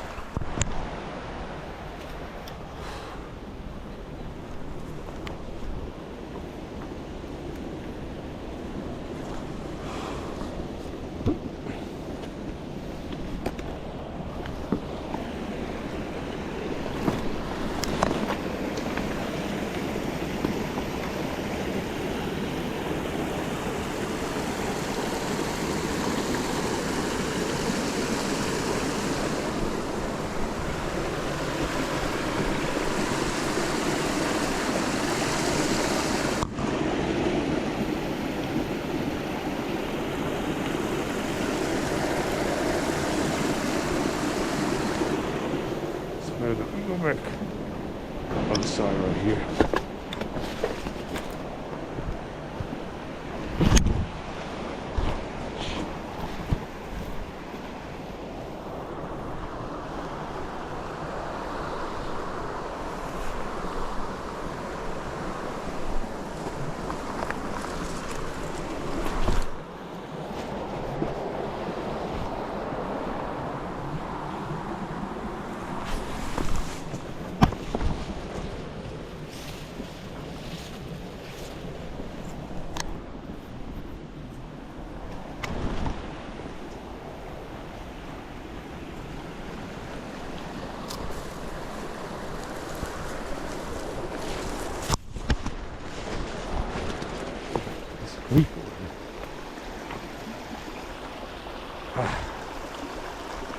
This is not how we crossed the first time, but this time is gonna be different.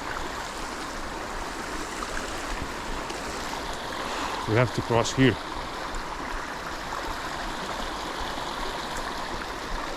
This.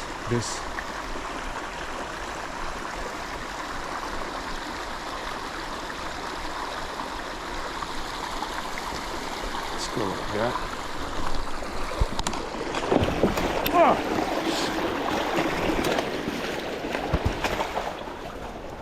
Shit. We got submerged.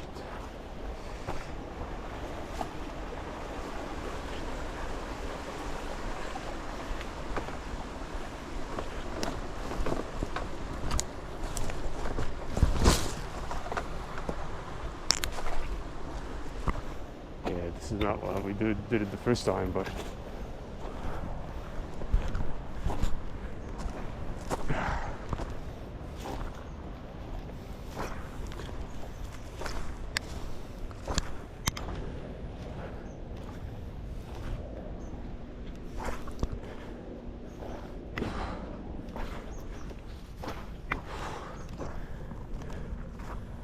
we're back across. Huh.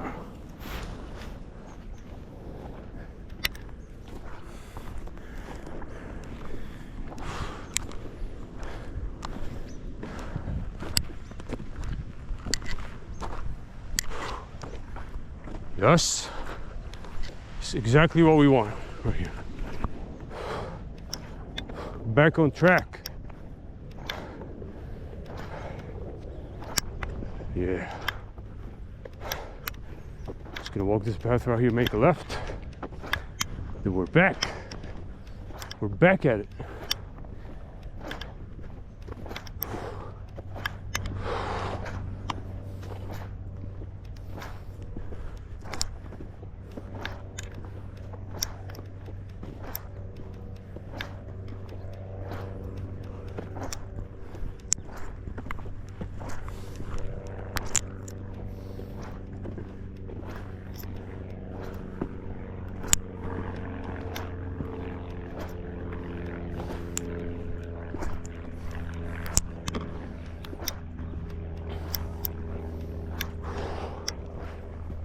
I gotta get some more gear. I gotta get one of these big hats, big hiking hats.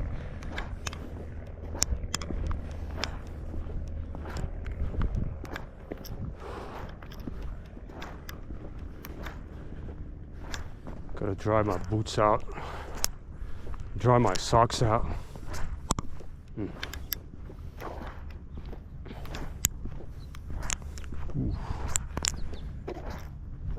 This would have been a lot better on 60 frames per second, but we got 30, whatever, we get more time with that, so we're gonna take that. Next time I'm gonna stick to 60.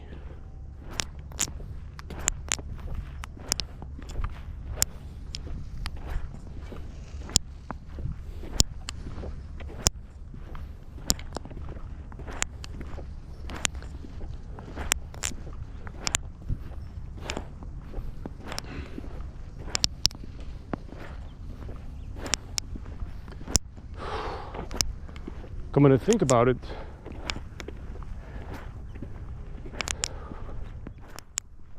the only bridge is all the way at the end of this trail, close to the dam.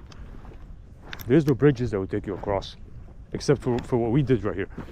There's that other bridge, which is pedestrians, people, and cars.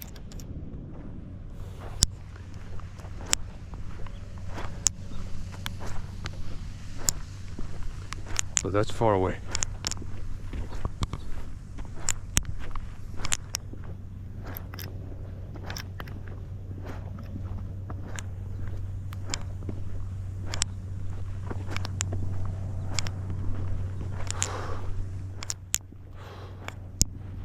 Man, the heat, it's kind of cool, but you gotta have protection.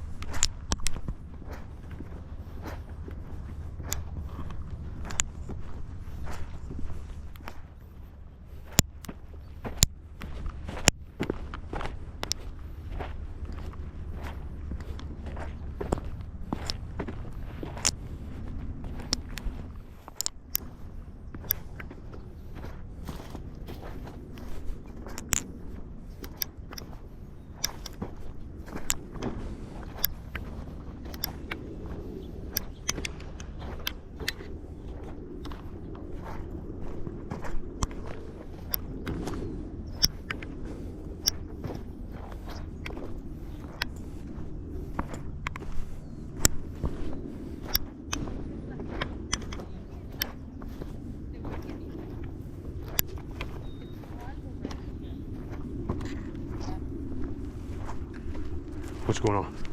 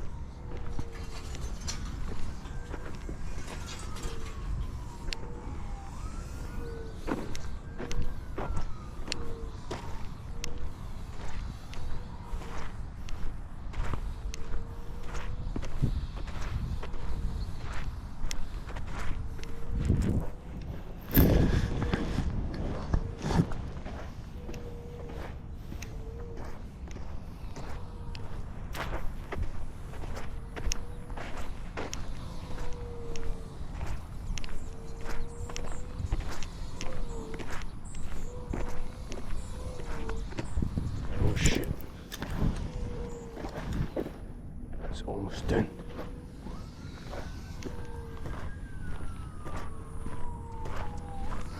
It's 10:30.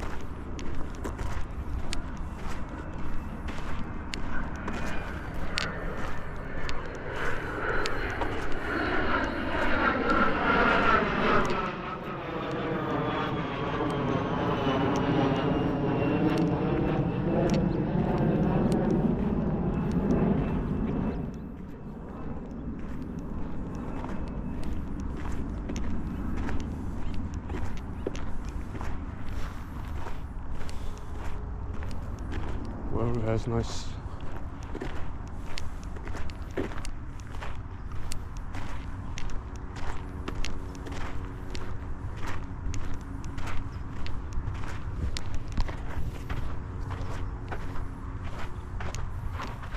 Oof.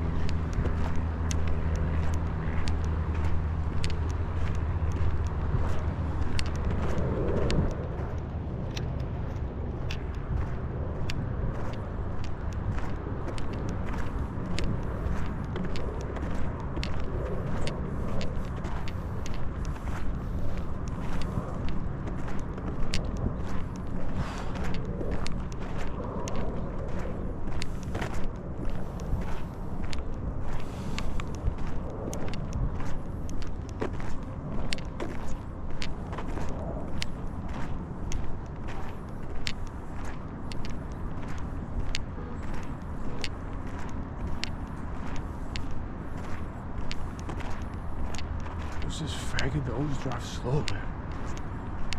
Slow like a faggot. Put my videos together. Like a band.